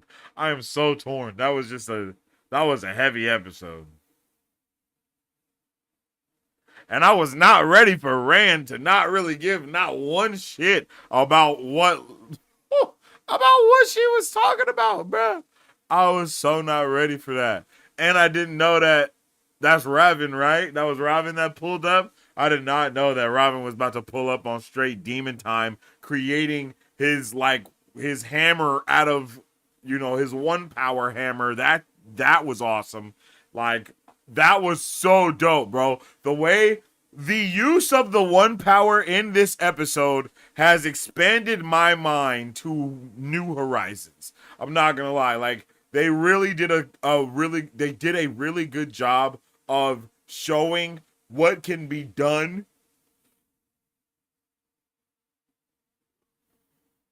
not only with different weaves, but when you weave those weaves together, right? Like the different combinations that can occur when you do these things, and just the way, yeah, all of it looks fantastic, man. I love it. I love it. Damn, that was such a crazy episode, bro. I was so not prepared for Avienda to pull up with that shit, bro. Avi pulled up with the full force, man. And I'm like, yo, how are you? Like, when did you be able to do this?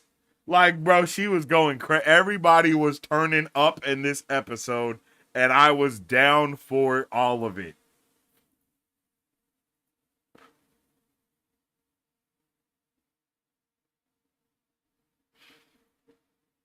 And the way that Rand just the way Rand no scope the Forsaken is just like, bro, this dude is so powerful. Like we saw crazy power scaling in this episode.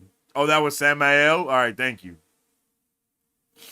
bruh. Samael was on demon time, bro, and I was just not ready for that. Like, I was not ready for that, and I was not ready to see Rand. Bro, I am yawning so much. I was not ready to see Rand go crazy like that either.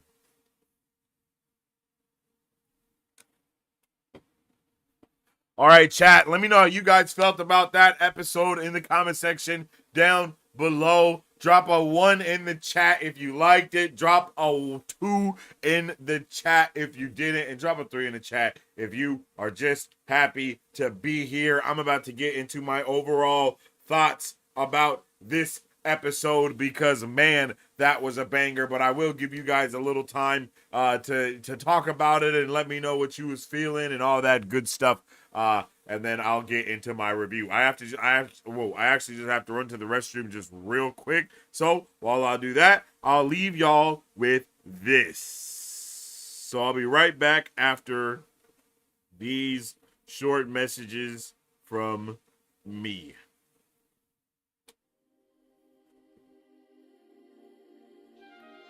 Six nations divided, how the gods envisioned the lands of Ghaphora, where nations must praise their gods individually. Inguvu, the god of power, Altira, the goddess of reality, Akasha, the goddess of space, Akaili, the goddess of mind, Nafasi, the god of time, Isarin, the god of soul. Each god bestowed their name and universal property to their nation through the blood of their land. Diligent praise to these gods, along with the blood of the land, allows the inhabitants of Ghaphora to wield the universal property of their god. These inhabitants are called gifts. It is forbidden for these nations to fraternize with one another.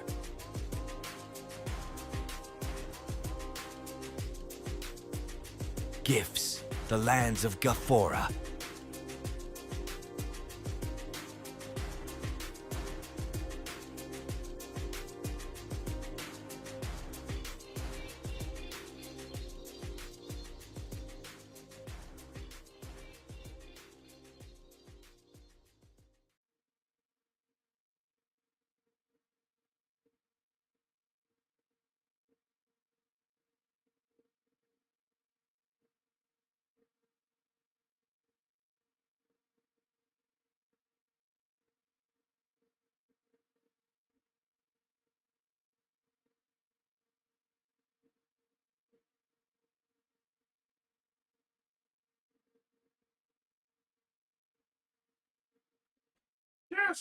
Chair stream.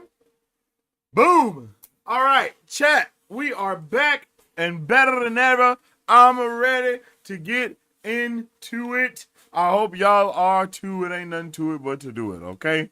All righty. Let's get it.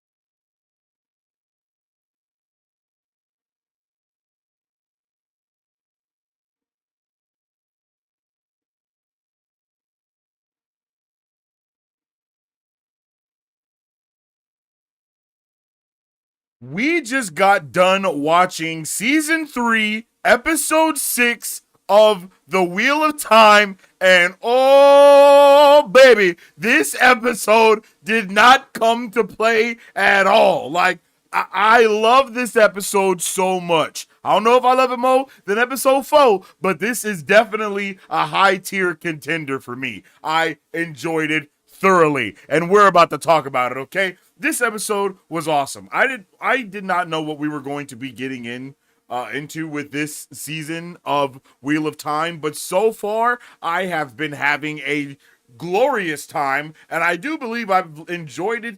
I've enjoyed the show more and more with each episode, but I do still stand on episode 4 as being my favorite. But this episode, damn, I think that we actually got to explore the one power and just a lot of magic systemy things so much in this episode, and I think that was something that needed to happen quite a bit. I feel like even though they're not completely explaining everything outright of what it all is, I think we still have a, enough information within the show to piece a lot of these puzzle pieces together, to start, really connecting them and seeing, what that picture actually looks like. So I've enjoyed it tremendously. Like, I really did. And I actually enjoyed it even more than I thought I would going into it, because I wasn't sure what it was even going to happen. But I thought that we starting off with young Leandrin was a beautiful way to start this episode, because they are definitely trying to make us more empathetic with her as a character, trying to make us understand why she would have done what she did. And also they dropped a little something showing her age, right? Dropping that 95 years ago, letting us know that 95 years ago Leandrin was like 12 or 10. I don't know how old this little girl is.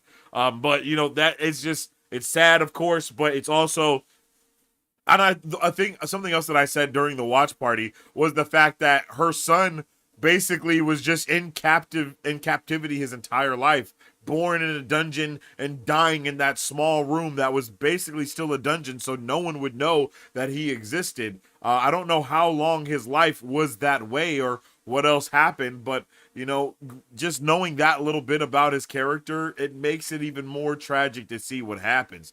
Especially when you got this super gross, grody old dude pulling up, and you're like, yo, what's going?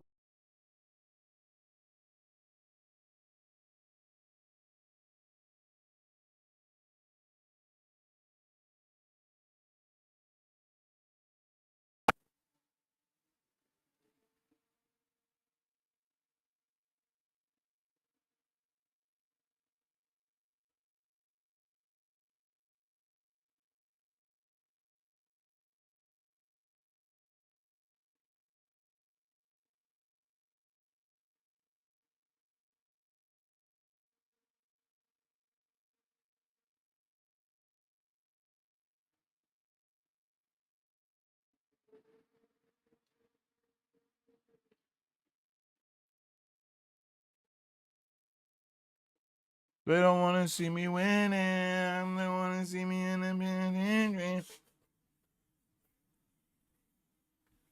Are we back? These bastards won't let me show 3 seconds. Are we back, chat?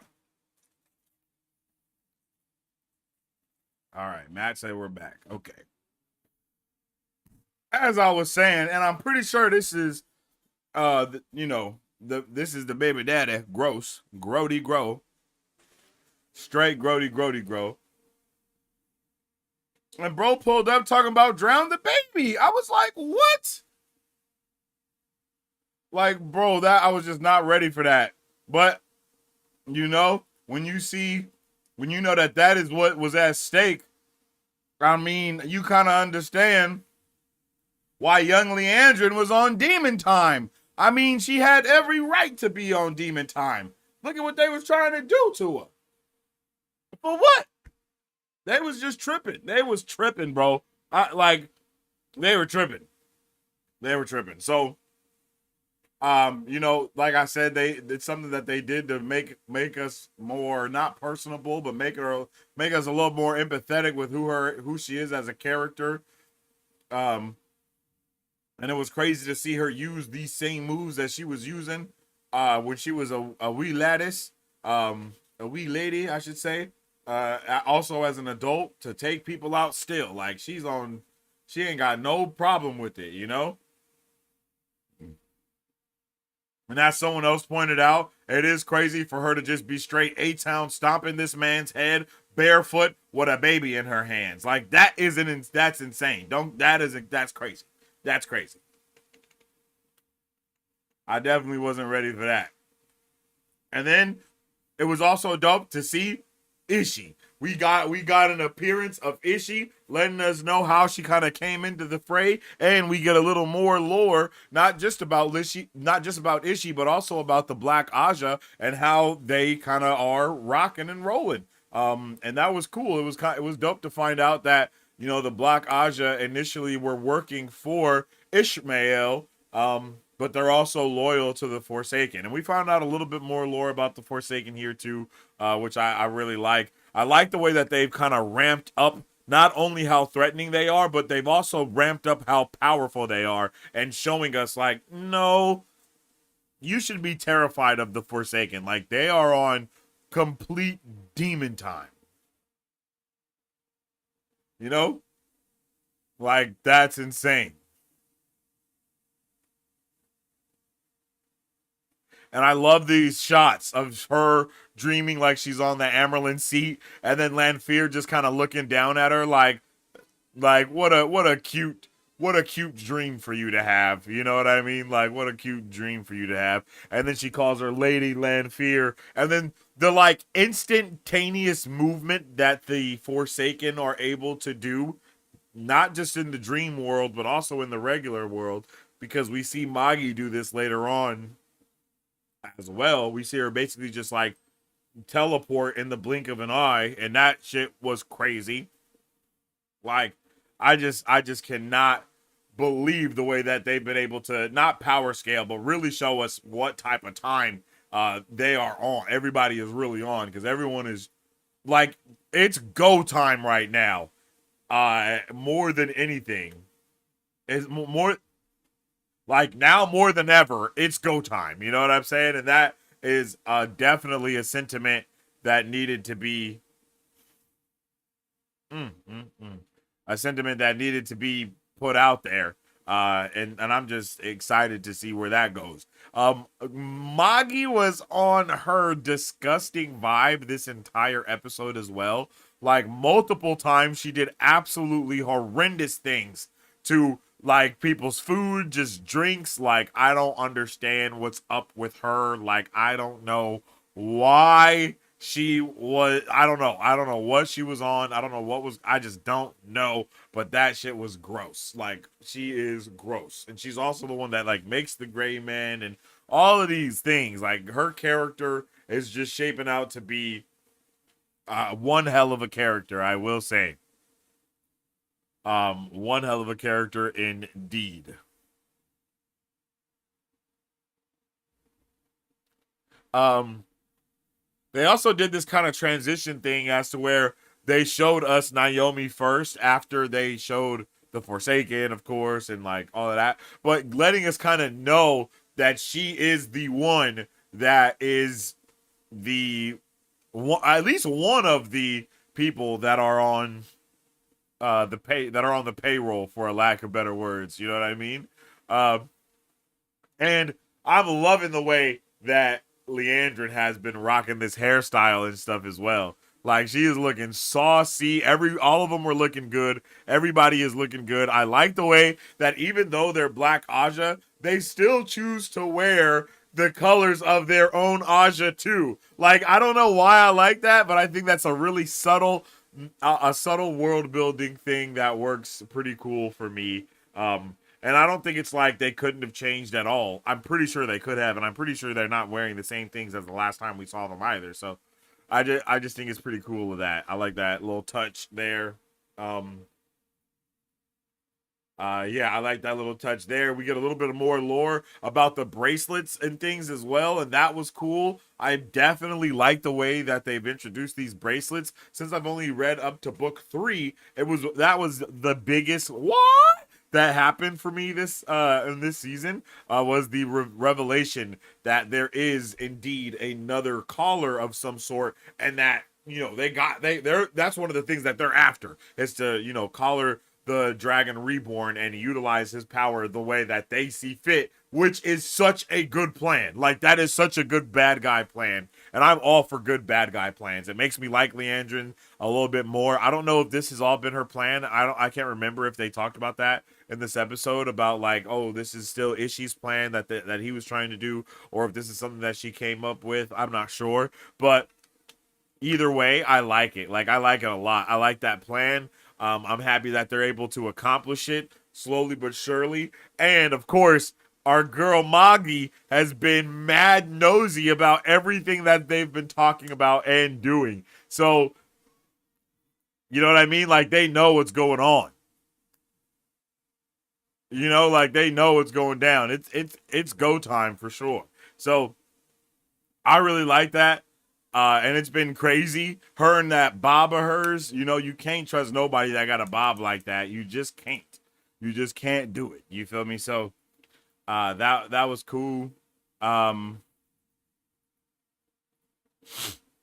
not a lot of stuff going on with our boy Matt, unfortunately, for the second season in a row. But you know, I like the way that they kind of weaved in that him meeting Tom Maryland again. It sucks that Tom isn't like that guy though. That, I mean, he is that guy, but he ain't the same guy, but he is the same guy, you know what I mean?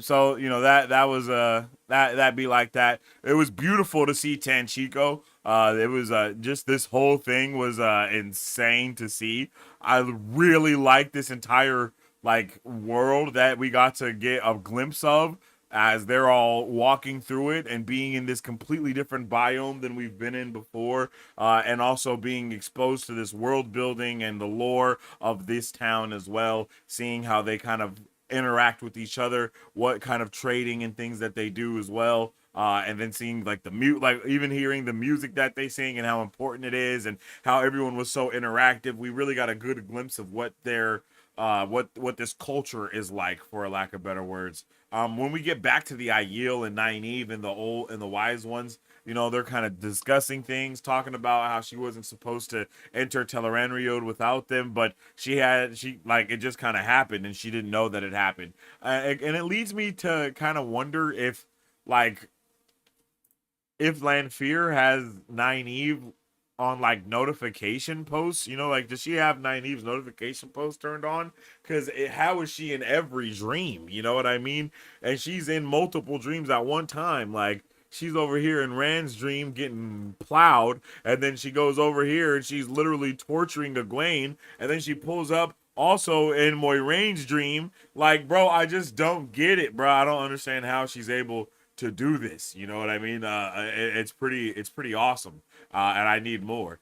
But I was really excited about Lanfear being so prevalent in this episode as well. It's nice to see all of the Forsaken kind of come onto the table, or go into play, for lack of better words, right? Everything is in play. Things are actually moving. People are taking action about different stuff. And I like that. I like seeing all this action taking place. I like seeing everyone rocking together. And I like seeing all of these pieces on the chessboard moving around. It's really cool to see, to be honest with you. And I wanted, whoa, I love the way that she was like, "You've kind of pulled away from me. What's up with that? What did you see in Tel'aran'rhiod? What's going on? Why are you so scared of me now? Because you were not scared of me first." And then, you know, Moiraine is just kind of fighting back, saying, "Well, I saw you kill me time and time and time and time and time again." Which, I mean, I understand why she would not want to talk about that. um, it was also cool to get more Aiel lore. I wanted more about the Aiel. I wanted to know how they did certain things and how their, you know, entire culture, how their desert culture works. And it's cool to see that they have this giant shaded rock that they utilize in order to grow their different crops and stuff like that in the shade of this giant rock. Like, all of that is super crazy world building, and I really love stuff like that. I love being able to take something as simple as like farming and you know, the desert, and try to figure out how they would be able to do that, and then kind of figuring out what kind of solutions can come up after that. I think that's a really dope way to do it. I don't know if that's the way that it was done by RJ, but you know, I think I would like to think that, you know, my guy Robert Jordan was really cooking with the world building and the lore, and he was thinking of literally everything somehow, some way. So that's really cool to see, the way that a lot of this is able to. I don't like, again, I don't know if a lot of this is in the, what's it called? I don't know if a lot of this is in the in the book, you know, as far as it goes with the whole uh the giant rock and the farming and stuff. I don't know what's in the book and what's not in the book past book 3, but it was dope to see the way that they kind of utilize these different things in this episode. And I also really like the way that Avienda and Rand are kind of getting this bond connected together, for one reason or another.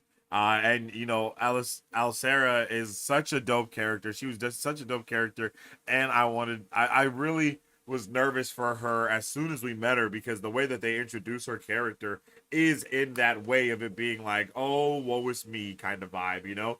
And to see the way that she's kind of pulling up, and the way that he pulls up, and she's like, oh, you like my garden? You see how fat these things get, and then you know, Rand's just kind of staring at them, and you know, they're having their little moment, and even Avienda is quite excited about it, and it's just really, it was really pleasant. It was just a really pleasant time with her. I think they spent like just enough time on Alcera to make us care enough about her, for us to see this episode be so impactful on not just us but also for Rand. Like, you know, his actions continue to have these massive consequences that he doesn't see, and I hope that's a lesson that he actually, you know, is learning while he's doing these, while he has these huge mess ups, and while they mess him up and you know, crush his spirit a little bit so much. We need to see him, you know, it's good to see him kind of be broken up by these things, and it's interesting to see. I don't know what's gonna happen for him for the rest of the season, but my guy is definitely gonna be set tripping to be on Demon Time. Like this little moment of her being like, "You dishonor me, Randolph Thor," and then Avienda seeing how he handles it, and then the first thing he's doing, you know, is what he's seen others do. You know, like, and look at her, she's so serious. Like, this is not a game for her at all. Even as a little girl, even as, you know, a child as well, she's still a Aiel, and she takes all of it very seriously. And I just love that. I think that's a really good way to handle world building as well. You know, showing us, you know, this and being like, oh yeah, like everyone takes this seriously, even the children. Like, no, this is not just for the older people. Even the young, like the younglings want to be this too. And I like all, like this whole moment between them is just such a little special moment, and such a sad moment as well. Knowing what happens to poor little Alcera. Like poor little Alcera. As we go back to the two rivers and whatnot with Perrin and Alana, you know, it's pretty. They're both pretty messed up. Nobody can heal anybody because everybody's messed up, right? And I think the use of Matt's little sisters, of being able to channel the one power,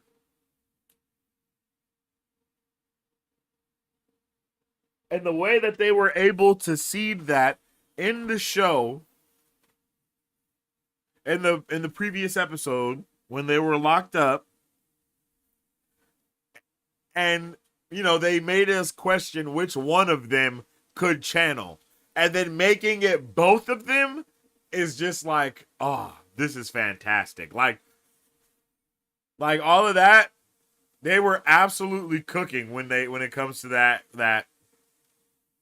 I don't know if world building is the right thing to say, but you know, the connection of all that just works fantastically.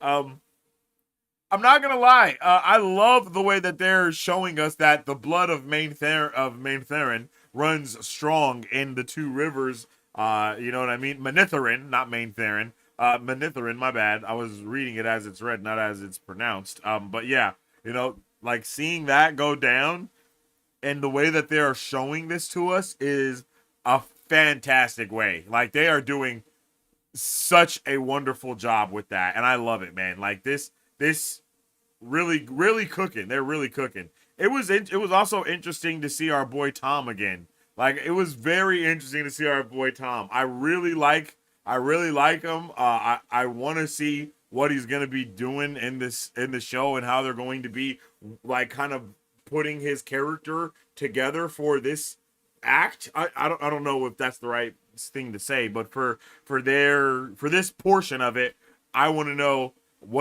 how he's gonna change. You know, what's gonna be different with Matt and with him.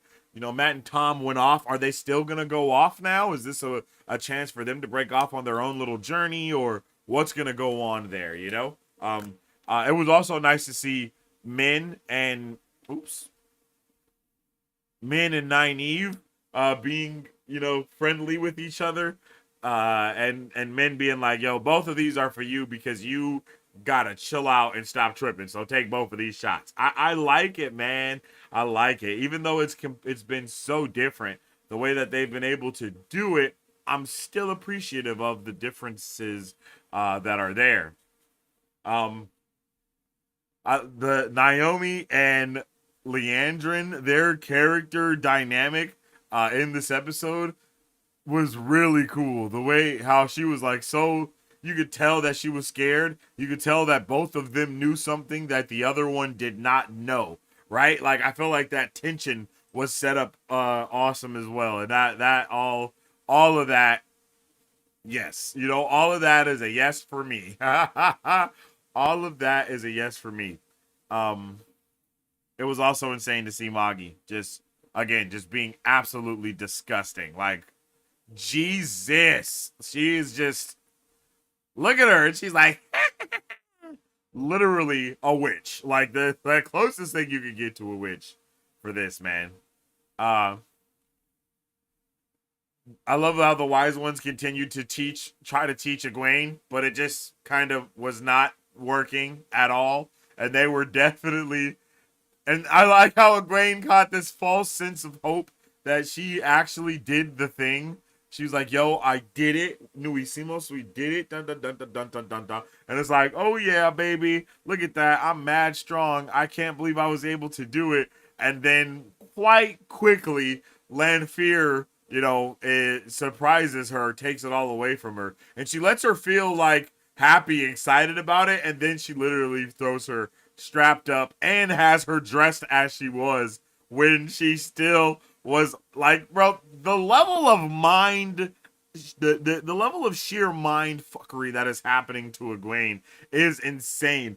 Growing her hair back and all of that, like having her be the way she was completely when she was locked up, it just is so demeaning to her character and all of the development that she's trying to have, right? Which is awesome, actually, right? It's an awesome form of torture, like for them, for the bad guy, right? Like she cuts her hair so she can bring all that, but none of that matters anymore because in your dream world, guess what?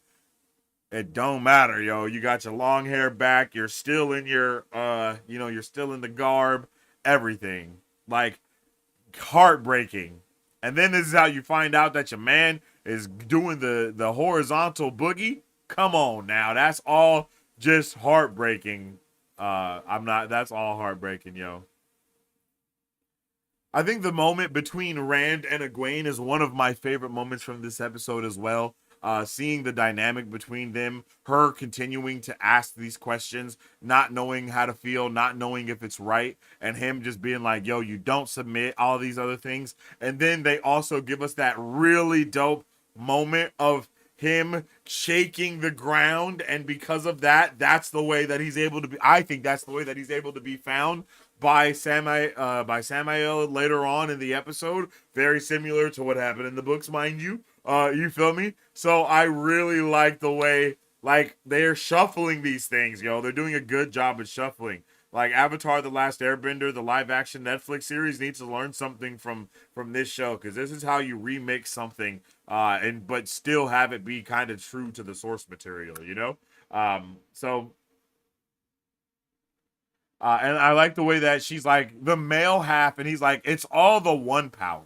Like just the way that he starts breaking things down, and the way he starts like teaching her how to do things. And then I'm watching this episode, and I'm hearing the rumble happening, and I don't realize that it's a real rumble.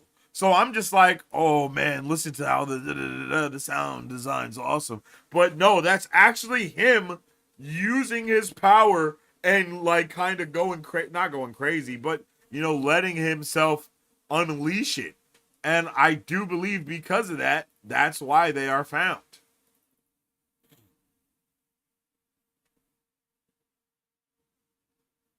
We also had a good pillow talk session from Fail and Perrin. I mean, goddamn, Perrin told her everything except about Rand being the Dragon Reborn, if I'm not mistaken. I mean, bro was just dropping shit left and right. Oh yeah, I killed my wife. Oh yeah, my boy blew the horn. Like, yo, how much time has passed for you to be around this woman and to be telling her the most precious secrets of the world? I don't know. I mean, I get it, but I don't get it. You know what I'm saying? But hey, at least he's not sleeping with the Forsaken. You know what I'm saying? You know what I mean? So, can't be too mad about it.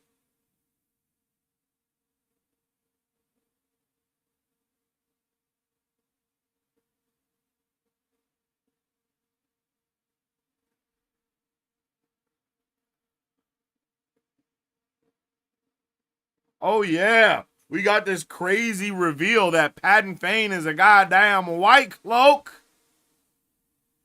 I couldn't believe it, but we should have known because he got a baby underneath the nose. Who'd have thunk though? Like I'd have never thunk it. I'd have never thought it. I'd have never thinked it. I'd have never literally. That is crazy. The way that they've been the surprises have been incredible, magnificent, all of the above. But lucky that Matt did end up running into Tom because he ends up saving Elaine's life because people obviously recognize her as being the daughter Andor. Obviously. So it was cool that the way that they blended this into the show as well to make this be his, to have her be his, little sidekick person that does the thing and then sings the song and it's the super nasty song and all that. I like the way they did this. They did such a well job of blending these things together in this story. And I liked the song as well. I really liked the song. I thought it was a good song, and it was crazy to see all of the women caressing their titties. But it fits. I was down for it though. Don't let me stop you. Celebrate the song however you see fit.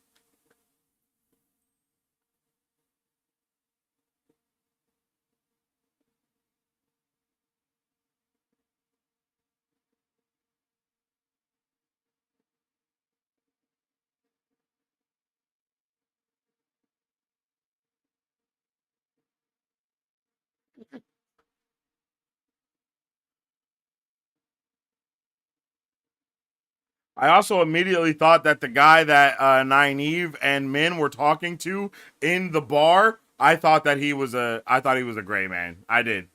I really did. I thought he was a gray man. But I guess not every he was not a gray man. He was just an old man with gray hair. Very, very different.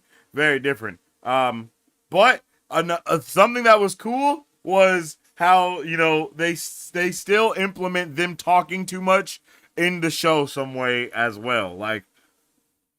Homegirl was able to hear because they over here openly talking in a bar with some random drunk dude about what's going on. It gave them information, but unfortunately, it gave the evil side information too. Every time there's always there's a give and a take, right? There's a constant give and take. Or if you want to circle it into the yin yang thing, because the yin yang symbol is also here, we can say that there's always a push and a pull occurring at every moment in this story. And it's nice to see the way it balances out from one moment to the next. That's another thing that I think the writers of this show have been able to really lock in on with this series, and something that's also been getting better and better, is they've been able to explore the dynamic of these 8 to 9 episode seasons in a way that allows them to be cut up in, like, sometimes in sections of threes, to where you get episodes 1, 2, 3, episodes 4, 5, 6, and then episodes 7, 8, 9, and then each of those blocks are kind of their own kind of little thing told within them, right? So you have episode 4 being this huge grandiose episode. You have episode 5 being kind of not a, I don't want to say filler, but you have it being like the next part of that story. And then you have this episode is episode 6 coming through, and then kind of being that quote unquote 3 episode finale in its own way, right? So you get this nice beginning, middle, end, beginning, middle, end, beginning, middle, end when you go through the season. And that's why I think 9 to 12 is something that they should really focus on.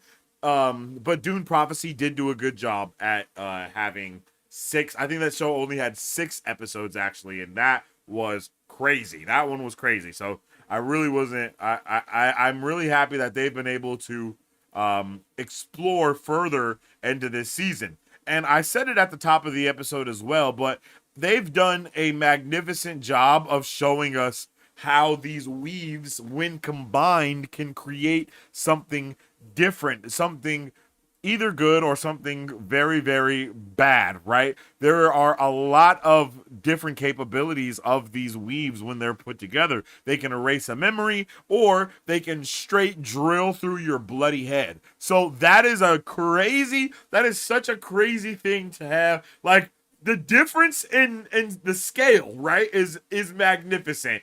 And I love the way that Leandrin is just on demon time, to the point of, like, she's on such demon time that she just straights up, she's walking away like it's all good, and then she hits her with the Skilekatsu Baka douche. Takes her out immediately. She's dead. Dead in the sheets. And then as she takes her out, as soon as she turns around, she's like, Espen, hello, how you doing? I was waiting for you. Like, it's like, yo, what? What? And then this is also where we find out that Leandrin would like to be, I think her main goal is like, yo, I'm going to be a Forsaken too.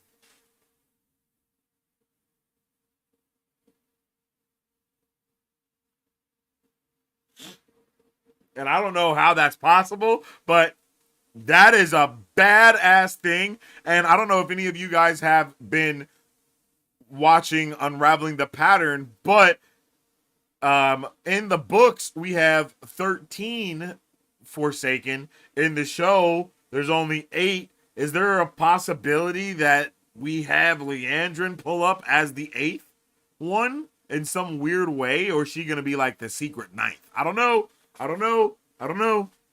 I'm also just now realizing that in the show, they haven't talked about the 13 people that it takes to turn someone to the dark side or whatever.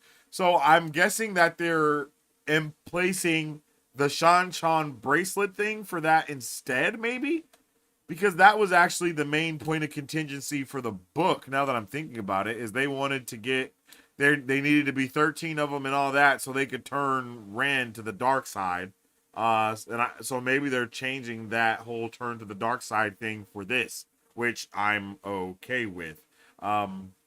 Sad to see Naomi go. I really liked her character, especially finding out she was evil. And then it's crazy that she was the person that kind of pulled off the heist, and because of her pulling off the heist, she also died. So it's kind of insane to see how that happened. But I did appreciate seeing this use of the one power to murder, and then immediately contrast that with the use of the one power to straight up heal Alana and bring her back to full health. I thought that was so cool. And I've said it once and I'll say it again, but these weaves look how like the Infinity Stones look for Marvel, right? They look like a natural thing. Like, even though it's so obviously not natural. It looks like the Power Stone is connected to power. The Reality Stone is connected to reality. When Thanos does these different things, or he snaps his fingers, the way that you see the cosmic energy is very similar to this, and that is what I believe the One Power is. It's like a cosmic energy, basic. Like that's how it.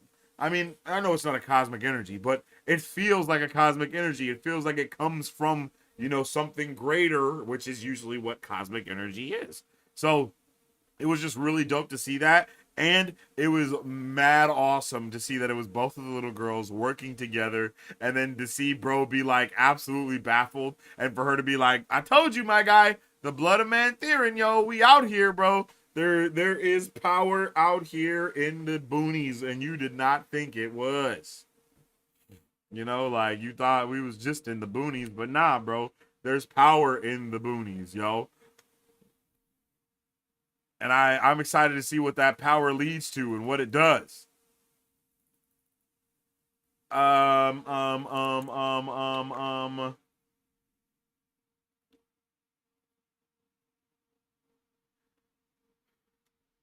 RIP. We actually, it's crazy because 2 out of however many of the Black Aja there was are now gone and dead. Not only Naomi, but also Ispen. Ispen is gone. Ispen then got taken out by Moghedien because Moghedien is on straight demon time. As always. I mean, she is just creepy as hell. She got to be the creepiest person in the show, hands down. She is the creepiest person next to Riven. Is that what his name is? Is that bro that's compelling everybody and being a freak? Yeah, bro. Other than Riven, bro. Yeah, she's mad creepy. They're both top tier creepolas.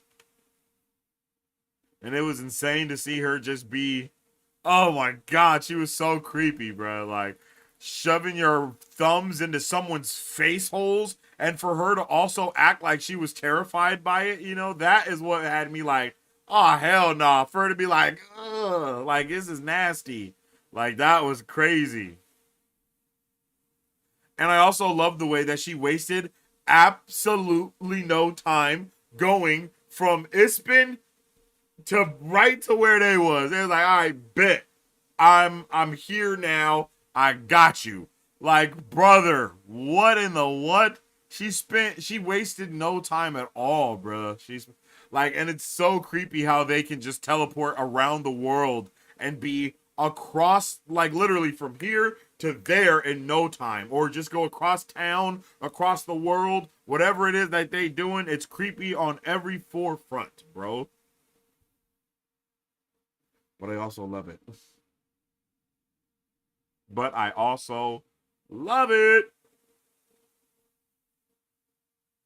It was awesome to see how they just spilled every single ounce of beans. Like, they told everything, all the way down to them having the peace. And it was so cool to see Nynaeve hold against it. And then even Moghedien was like, this girl is strong as shit. Like, I love that, man. Like, that is how you show power escalation. That's how you show power scaling. That's how you show how strong someone is up against another person that's mad strong without them just obviously getting their ass outright beat or having them murder someone that should be much stronger than them. We get like 3 different feats of magic in this episode just to see how strong someone is. And that works for me really well. I just realized we didn't see our boy Loyal in this episode, did we? Yeah, I don't think we saw Loyal in this episode at all. Interesting. But hey, yeah, bruh. Crazy. And I'm also want to know why Moghedien felt it was necessary to like leave her mark on Nynaeve. Like, that is mad creepy.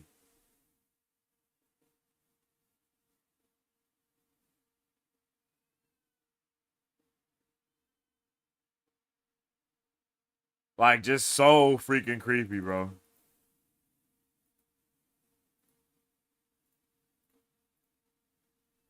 The relationship spat between Not between Egwene and Rand was fantastic.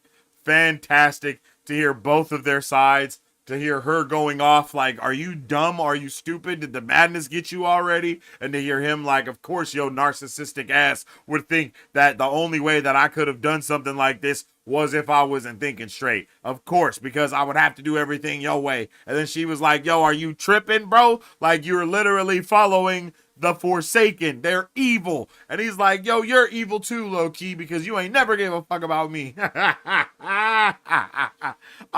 Rand being in his feelings, bruh, is emotional. Rand is the best Rand that there is. Okay, so I love seeing it, bro, and I love it. I love the dynamic between them as well. I love them together, but them against each other is even better.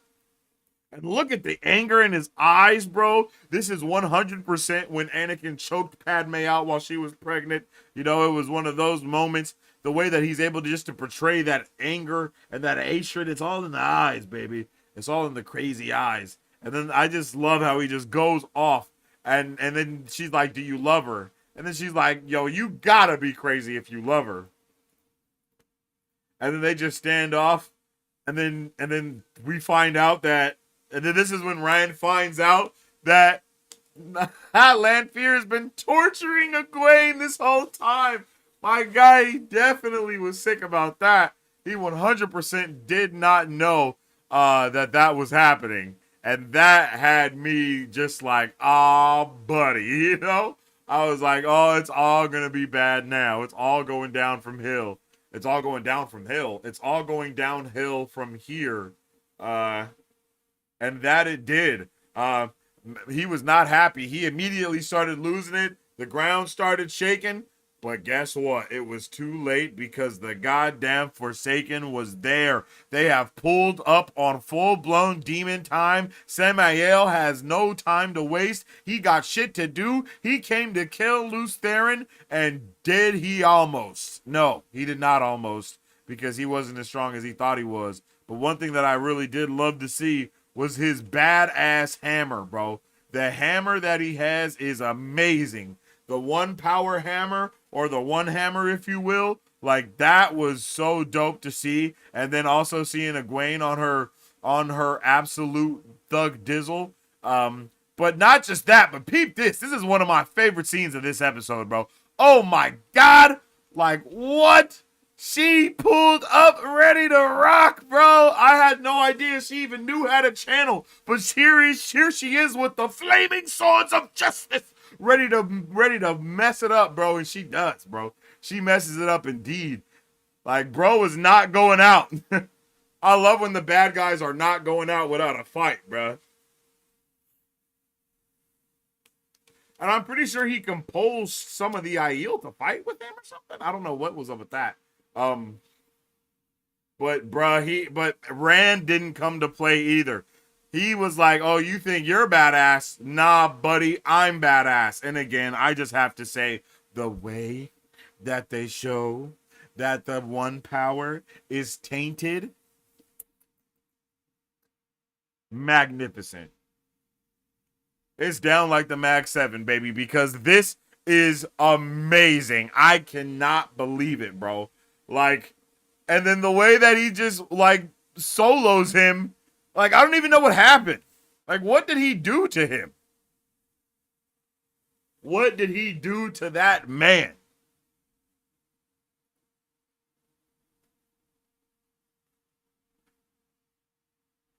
Like, brother, oh my God. Like, oh, baby. Woo-wee. That shit was awesome. I'm not gonna lie, I absolutely loved it. This episode, man, this episode was a banger, bro. And no matter how dope we leave off, it doesn't, like, we get an amazing feat from Rand, but it does not matter because my guy is going through it, and he realizes very soon that with great power comes great responsibility. It was so sad to see this little girl just lifeless in his arms. and then him trying to do everything he could, literally channeling into the little girl's lifeless body to try to bring her back. Just so sad, man. Like, that's just heartbreaking. I honestly thought her body was going to explode from him trying to like put the one power into it, and that had me a little. I was a little nervous about that. You know, like I literally thought he was gonna like overload her little. Yeah, just all of that had me very nervous. But I'm happy they didn't do anything like that. But it was still just so sad to see her holding his little body, him holding her little body, and then for him to just start laughing, and he was like, I bring destruction but also creation, and then again just trying to channel everything he could into Alcira, but it's like he's also channeling darkness into her as well, and it's just so heartbreaking to see him just realize that he can't do anything, but he's literally tries to say I can do anything, and it's like, damn, bro, like, it's just so sad, man. And what an intense note for us to leave off on for this episode.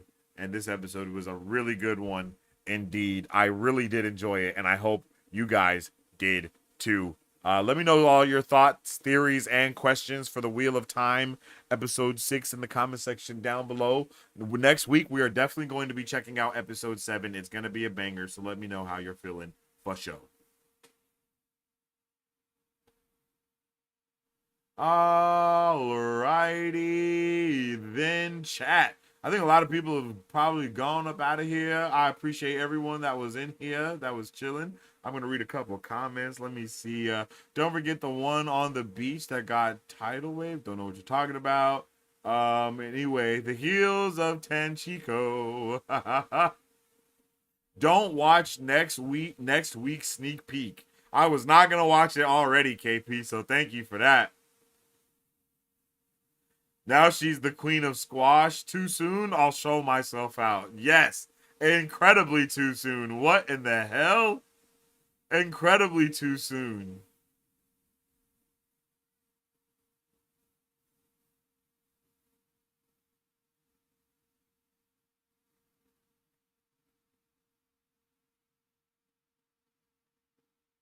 Yeah, why idol for sure, Avi?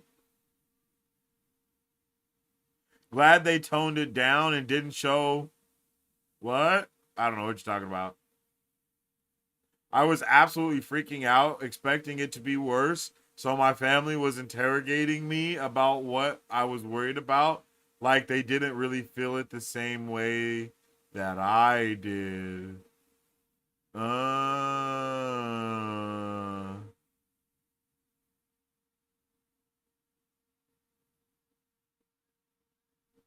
As gut-wrenching as it was so brutal in the book. Yeah, I tried to explain to my wife the book was so much worse. Damn, Thatch. Damn, Matt. That's crazy. I almost grabbed the book passage, but I decided I didn't need to inflict that on them. My husband and I were like, yeah, it was kind of worse than the books, but we loved Alcira, knowing what might be. Yeah, yo, Alcira was awesome. Rand did his big 100. What? I don't know what that means. He also did his big one. What? I don't know. I don't know. The way they did in the book was so much more grotesque. Damn. Samael is the angry little Scottish fella. The one that died, right? Second best of the show, indeed, Jane. I agree. I agree with that for sure.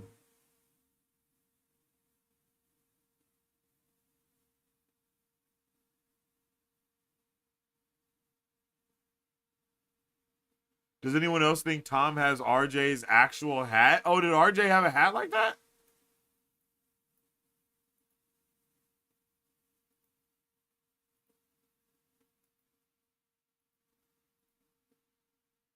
I didn't even know. Was it like his hat? Was it like his favorite hat or something? They always trying to keep us down for Sholey. Leandra was right. She was just unfortunate enough to be ordered To be offered help from the worst quarter. Oh, yeah, that's true. So her son was killed at the age 95. Kind of crazy. Oh, damn.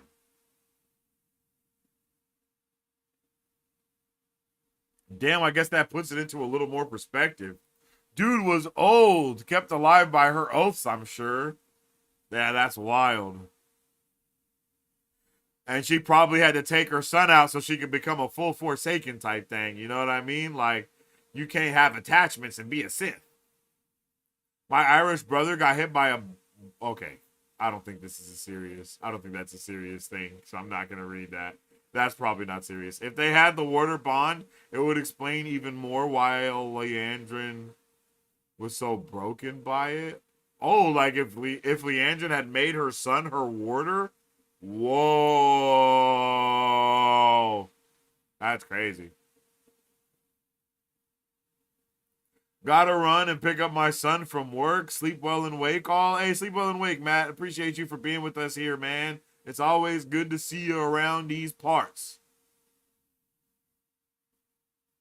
Gonna head to bed myself. See y'all there. Hey, appreciate you, Avi. Thanks for tuning in, bro. Hope to see you next week for the next episode.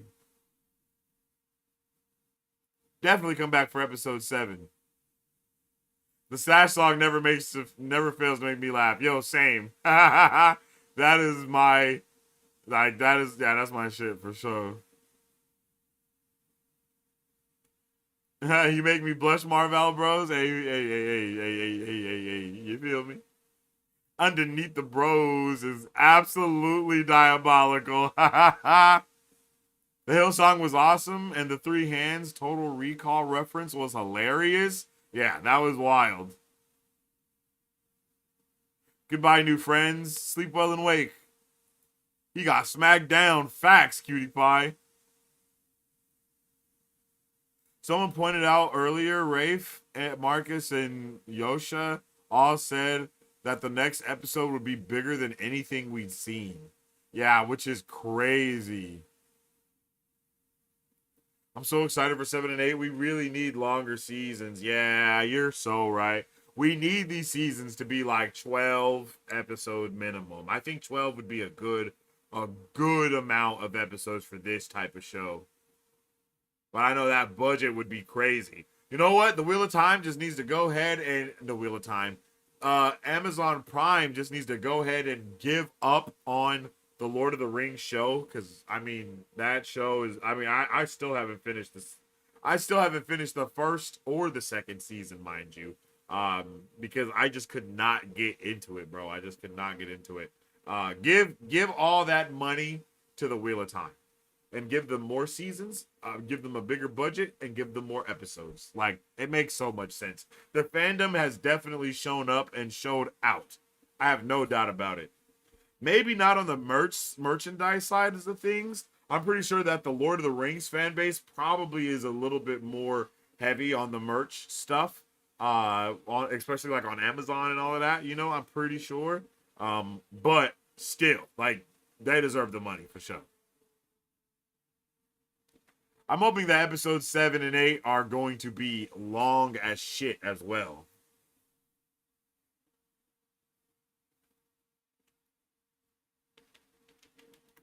Like, I really want, like, crazy, like, an hour, 30-minute episode. I know that's crazy, but I want that.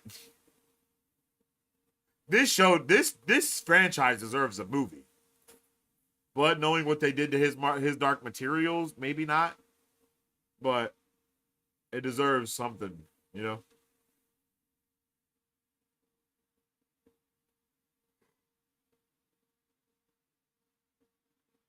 But with all that being said, I definitely appreciate each and every one of you guys for tuning in with me on today's watch party and review for The Wheel of Time, Season 3, Episode 6. It's been a glorious time indeed. You guys have been an amazing chat today for show. Next week on Wednesday, we will be doing Episode 7. We'll be doing it at the same time, at the release date and everything.